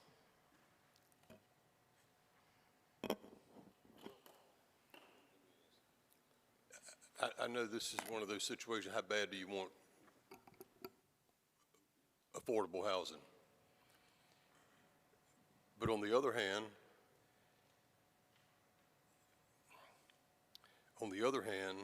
we've got a project out here on the Starway project. All of it is 60% AMI.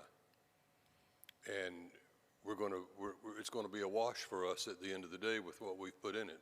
It'd take 8 or 9 years to get our money back, but we will. I feel a whole lot more comfortable with deals like that, even though he's run into brick walls with what's going on with the current economy. Construction cost up, interest rates going through the roof, I understand that. But we want that real bad. That's all I've got to say. I really would like to see this work, but I have reservations. Mr. Anderson? Well, I guess one way to look at this would be to make the application and see if we get it. I mean, the endowment committee may not see it as, there's a whole nother vote to be had there. But I see two things going on. You're running down the road with this, down one path, and we've got a whole another deal to kind of figure out with the land in terms of getting it reappraised, in terms of finding what that value is. We talked at length about our parking situation. I think that's a whole nother thing. And so right now with the deadline here, it's kind of like, why not pursue this and pursue the other? Maybe we get this and we can't come to an arrangement with the developer on the other side. So I do also share Mr. Whitell's issues with, you know, I hate to apply for something and not use it, but as as I understand it, they're not going to, this money's not coming into our bank, into our account. It's staying in theirs until we spend it. So hearing that makes me a little more comfortable with it. So I'm kind of in favor of just kind of seeing where we go. It's like two different deals that have to both work out. This one could work out and the other one fail, or vice versa. So I think maybe just pursue it for now and see where if we can put the two together at the end of the road. Thank you. Mr. Spears? I don't really feel like this is about affordable housing. It's more so about the gateway more than it is about affordable housing. I think affordable housing is just what sells it to us and allows us to sell it to the people. We put a lot of emphasis on what the gateway will look like, what it's supposed to look like, and just mentioning affordable housing is just a buzzworthy word that we're going to use to make people feel okay with it. Just my opinion. Wait a minute. Mr. Waddell? First, I want to say I believe East West is a phenomenal developer. I'm thankful for everything they've done in this city, and nothing I'm saying is meant to denigrate them. Some deals don't pencil. That's and they're used to that. That's part of the deal. Another I keep thinking of new fears I have with accepting these funds, and another fear I have with accepting these funds is that basically it puts a little more daylight into something that has pretty much run out of daylight, and then without getting into too many of the details that that would have to be discussed in closed session, this would greatly extend their timeline for the amount of time they would have this property tied up from what it is now. Correct? I did not anticipate that, but that still would have to be negotiated as a part of the PDA. But I did not anticipate going into it with this extending the timeline in any way, shape, or form. I believe there were talk of benchmarks yesterday. They were talking about, they have discussed benchmarks in order to reach the point of where we have a PDA. So it extends the time to get to a PDA. Because right now we're at a time that's getting close, and then it would extend that time to get to a PDA. So basically extends their timeline. Yes, sir. All right. Mr. Rivenbark, did you have something? Cliff? Okay, so I guess following up with Luke's question, or series of questions, it is going to extend their timeline. We really need to do this in closed session Okay. if we're going to talk about Okay. the provisions of the development of a PDA. Okay. I too,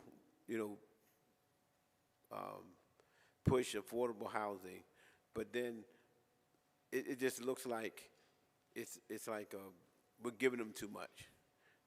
I just feel like it's maybe we want to do this, but I don't think this is the right time. And I guess I'm hearing us say that if we don't do this, then we won't get that money maybe in the future or something. Is that what I'm hearing? I don't think that's true. Okay. All right. Yeah, I don't believe so. Did you have, One more little Mr. thing. Rivenbark, one more? If this is voted up tonight, Tony, Yes, sir. the grant is applied for, Yes, sir. and East West gets 6-month extension on the MOU? We have until the middle of October to come back to you with a PDA out of the MOU that's already been developed. We would need an extension of At about that time? at that time of about 6 months with some provisions in it. Okay, but between now and the middle of October, we should certainly be able to have a clearer understanding of what the appraisal is going to be. I would hope so, yes, sir. Well, as much business as we do with the appraisers around here, I would think we could fast track that. Yes, sir. Okay, so if we approve it tonight and the appraisal comes in and East West says, no, thank you, we're back to square one. And in that time, well, I don't know when we're going to find out whether or not the Novant's going to, the endowment's going to come through with the $4.5 million. I do not know the time frame for that, no, sir. Okay, thank you. Mr. Barnett? A little more clarity, Tony. So if we apply for it tonight, and if I vote yes, I want to apply for it, I'm saying we're going to apply for the $4,500,000, correct? And are we locked in? Because once we do the appraisal, I said we found out the appraisal says that the land is worth $13,000 or whatever. Are we locked in with that $4 million? Or, I mean, can we go back to East West and say, hey, we're not going to do this? It will alter the negotiations with East West. I hesitate to say what it is. One, because I'm not sure exactly how much it'll go up and what the numbers will be. Two, I'm really uncomfortable discussing the potential negotiating position of the city on a PDA in public open session.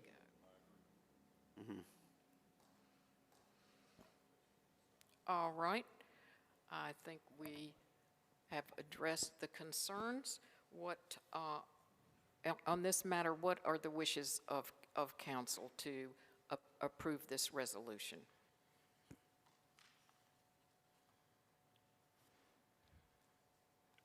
Do I have a motion on the floor and a second to approve the resolution? We have a motion from Mr. Anderson. I'll second that motion. So there is a motion and a second on the floor. All of those in favor signify by saying aye. Any opposed? That fails 4-2. And I believe that concludes the business of this council meeting. And we will ask if the city manager has any items to be brought forward by council. No? Madam Attorney? No, ma'am. Madam Clerk? Mr. Spears? No? Okay. Mr. Anderson? Mr. Robinbart? Mr. Waddell? And Mr. Barnett? Yes. The Community Homeowners Education Series and Wills Clinic, it's sponsored by the Cape Fear Housing Coalition. They're having a workshop on September the 21st.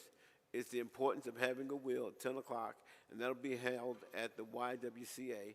And then they'll have a second workshop, property tax relief programs for disabled and low-income seniors and veterans.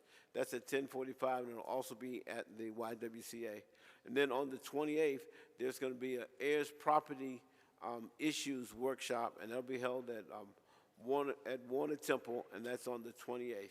So I wanted to share those information with us because as we talked about heir property and wills, it's really important that people get their wills and get their property in correct order. Thank you. Thank you. And I'm going to scoot back to Mr. Waddell. All right, I believe it is Councilman Rodbark's birthday, so happy birthday. Yesterday. Well, happy birthday. It's always great to have another one. So I believe that concludes the business of this particular meeting. We stand adjourned. Oh, we stand adjourned.